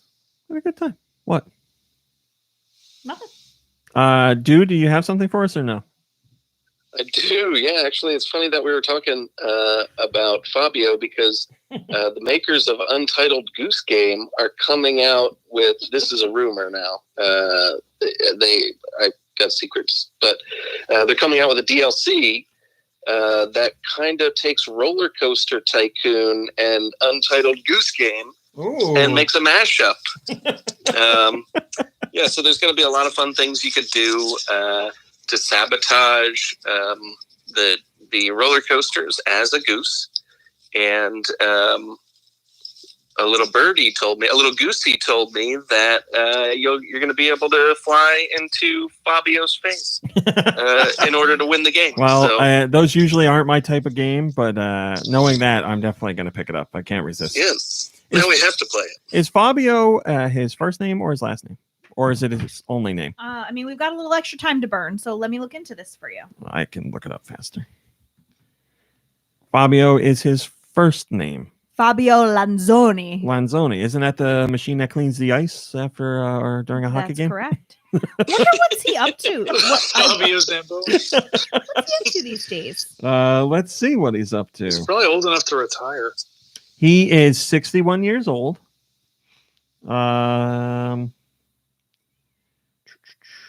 Oh, he's a spokesman for the American Cancer Society. That's cool. Well, here's a YouTube link from 2016. Fabio sets Kathy Lee Gifford and Hoda's hearts aflutter. I bet that's a real treat to watch. Those two drunkards. In 2008, he launched Healthy Planet Vitamins, a company selling whey protein, and other stuff. Let's see, acting credits. Oh, that's right. He was in Sharknado 5. He was in Sharknado 5 as the Pope. Here you go. Oh my God. He was in an episode of Robot Chicken in 2020 where he played himself. There you go. In 2003, he launched a clothing line at the Sam's Club division of Walmart. Did you know that? It was casual wear for women. Mom Brain, he was in a music video in 2019 for Miss You in My Sheets, a music video by Trisha Paytas. Wow. That crazy sounds is like that? it's probably a little bit like Wow. I'm a little bit Alexis from Schitt's Creek. All right, that's it. We'll do some after show. I don't know what we're going to talk about. But thanks for watching and thanks for listening, and we'll see you next week. Goodbye, everybody. Honk, honk, everybody. Goodbye. All right, let's do some after show. Who's got questions? What should we talk about? Anything you want to hear? Anything you want? Mom Brain, please give us an update on The Young and the Restless. How's it going? Wow, it is. John Reggie says, let's talk about wieners. Let's talk about wieners. Did I get your email? I was a little behind this week. I had a heck of a side effect from my second dose of the COVID vaccine. Ended up like with a fever and the whole shebang. So I was a little behind this week, but I got caught up. And let me tell you, I mean, there's some stuff going on, but there's this. 1 second. Donut Muffin. Yes, I got your email. I'm sorry. Like I said, I was doing the soundboard stuff today and I didn't have a chance to put that on. And I was thinking about that. It will be on next week. I promise. Hello, the Owl Wolf. Okay, Mom Brain, go ahead. So there's this situation right now where this character, this woman, is paralyzed after, I think, a stroke that she had as a result of a accident that her husband caused on purpose, but didn't know she was involved in it. Like, so she was just like an accidental victim here. But the husband is like he's a horrible human being. Anyway, so she's paralyzed completely. And she's in a wheelchair. And she's like just in the middle of a living room in this wheelchair. And her best friend comes to visit for the first time. Now, the backstory here is the husband is cheating on her with an ex of his. And the woman who's paralyzed knows this because she's picking up parts and pieces of conversation. And also because nobody knows, except now the best friend, that she has regained the use of her hand, just the one hand, that happens to be on the same side as the table with her husband's cell phone on it, which she looked at and saw the picture that was blasted on the social media of her husband kissing his ex. I only saw the clip. Like, I saw one little clip where that lady was moving her hand, and I was like, why is this a big deal? Yeah, I didn't know the guy. Huge deal, right? So she saw the picture, right? So the best friend comes to visit, and the husband's like a little bit reluctant to like let her hang out with his wife, but like finally he leaves the room. And so they go back and forth, whatever. And the best friend kind of figures out that something's not right with the woman who's paralyzed, that there's like something up. And then she leaves. Well, she's playing it cool. She doesn't want, like, if she does too much in front of this guy, things could go bad. She wants a chance to save this lady. She's got to play it close to the vest. Here's what I'm telling you. If that was me, and that was my best friend. Now, look, the like third question the chick asks is, "Are you safe here?" And the girl who's paralyzed, her name's Chelsea. Chelsea can blink. She says yes. And Chelsea says she's okay. Yeah. But it's like the third question she asks. Yeah, okay, I get that. But she asks if she's safe, so that's why she's not like going crazy. Well, Chelsea's crying. right? She has no way to communicate. She's crying. She indicates that the reason she's upset is because of her husband. And the best friend's like, okay, bye. No, I'm sorry. no, you're not portraying this correctly. That's not how it goes down. She wants to make sure she handles it secretly without the guy knowing, and doesn't want to cause this lady any problems. So she's going to come back and help her. Here's what I'm telling you. If this was me and my best friend, Nader Dye says I'm invested now. if this was me and my best friend, I would have rolled her out of that house. I wouldn't have left without her. I would have been like, I'm going to sit here. She said she's not in danger. I don't care. I don't care. She's that upset. I'm going to leave her alone in this house with this guy that I don't trust and don't like and that is hurting her. No, absolutely not. Nope. You know what I'm doing? I'm calling you, Rami, and I'm saying, you got to get over here. We gotta bust her out. Yeah, and I'd be like, "Is she in danger?" And you'd say, "No." I would lie to you, and I would say she is absolutely in danger. Well, you'll have to keep us posted next week. What happens? Completely 100% defenseless best friend, crying and left alone in this house with this man that she's doesn't trust. She's safe though. She said she's safe. No, I don't know. I don't like it. Highline Tom says Passions was my college soap classes in the morning, Passions in the afternoon. Now that's how you do it. That is how you do it. Speaking of TV shows, we only have one episode of WandaVision left. Just one.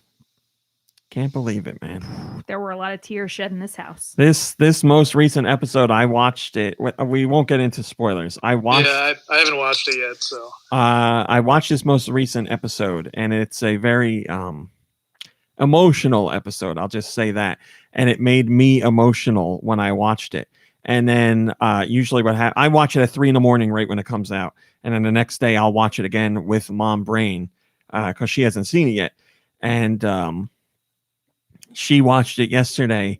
And while I was watching it for the second time, I found it even harder to watch. And it made me even more emotional. I got very upset, not angry upset, just like sad upset. There's another word other than sad I'm trying to think of, but it's an episode, man. Wow. I was Mom Brain watched that episode and said that's what do you say? That's one of the best episodes of TV I've ever seen or something like that. It's a good one. It's a good one. Yeah, one episode left though. But I will be very sad to see it go. It's such an awesome show and so far beyond what I expected it to be. I was pumped for it already, but man, it's so much more unique and interesting, and there's so many more levels to it than it has any right to have. I shouldn't say has any right to have, just more than what you expect from other Marvel content. It's something else, man. And then we'll have a week, and then Falcon and Winter Soldier comes out. So we got a week of nothing, or no, it's a behind the scenes for the whole show, but then Falcon and Winter Soldier comes out. Do or Kirby, were you going to say something? I was going to say, I liked the after credits scene of the new episode. Yes. I didn't know. Yeah. I'm not going to say anything. Yeah. Let's just say I thought that character was DC. I'm an idiot. So now, and like, it's something that I've never been interested in at all. And like, now that I know that they're doing it or they might be doing something, I'm like very interested now in that character. Isn't that weird? I have to, there's something I want to tell you, but I'm not going to tell you with Kirby listening, or I'm not going to talk about it in the after show either. But yeah, there's something I'll have to tell you because I am excited as well. I'll tell you in a little bit. But yeah, that show's good. If you haven't watched it, now's the time to get in on it. I mean, most of the episodes are 30 to 35 minutes, and there's only 8 of them. So you could do that this weekend easy, and then get in on the if you have been like considering watching it and you haven't done it yet, watch it now before the last episode comes out, because I'm sure that will be spoiled. Then I've watched week to week how much quicker the internet in general is to spoil things. WandaVision, Ella Wolf. When the first couple episodes came out, there weren't really spoilers because there wasn't a lot. You were still in the mystery pretty much of what was going on. But after that, the internet can't help itself. And I don't mean like people on Facebook who are spoiling things, obviously. I mean like traditional media outlets like Yahoo has a story about it, and Polygon is just putting spoilers in their titles. And I'm like, man, they're like comicbook.com is putting spoilers in their titles like an hour after an episode comes out. And I'm like, Jesus Christ, you can't wait like a day or two, or maybe not make a title that doesn't directly spoil something. Why can't it be like, a title that says like talking about that moment in episode 8 or something like that, where people that watched it are intrigued to see what you're going to say. And people who haven't watched it might be intrigued by that title as well, rather than in your title coming out and saying spoiler this or spoiler that. So I don't know, but yeah, it's good, man. It's good. It is good. All right. I was going to say, I'm surprised how short this season is. And it's only one, as far as I know. This is a one and done thing. I was going to ask you. You have my Disney Plus, right? I do. I'm still. No, it's fine. You can have it forever. I was just. No, that's fine. It's you, us. Bonnie's on there. Yeah, Mom Brain's mom. Oh, okay. We're talking about WandaVision, Porpoise Muffins.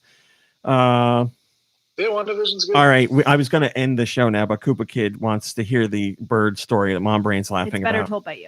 If I get some of the details wrong, let me know. It was Mom Brain, myself, and Vitamin G in a car. I believe we were driving to a funeral. We were. So heightened emotions already. But we were driving down the street, and there's a bird sitting in the middle of the street, right? Yeah, it was like eating a carcass. But you weren't paying attention to it. You didn't see it? It was on the other side. It was like a two-way highway, like it was a two-way road, and it was eating a carcass on the other side of the road. And so I thought it would probably just stay there because it was like preoccupied eating and I could just drive by. So she's driving towards it, and Vitamin G and I, in our own minds, are thinking she's getting really close to that bird, and she's not doing anything. And the bird took off as we got close to it, but it flew directly at the car instead of flying away, and it like swooped the windshield. And Mom Brain is like, "Ah!" like screaming, and like swerved way too late. Like we would have already killed the bird. Yell was, "Did I kill Yeah, it?" she's like, "Did I kill it? Did I hit it?" We're cracking up laughing because we're like, how did you not react to that thing sooner? And Mom Brain is laughing, screaming, and crying all at the same time because she thinks she killed the bird. But she did not. The bird survived. So there you go. That's the story. All right. That's your after show. I think we had a good after show today. But that's it. Thanks for watching. Thanks for listening. Hang out with friends and family safely, virtually, whatever you're doing. Play some games. Rest, relax. You deserve it. And we'll see you next week. Goodbye, everybody. Bye. I started watching Bye. Servant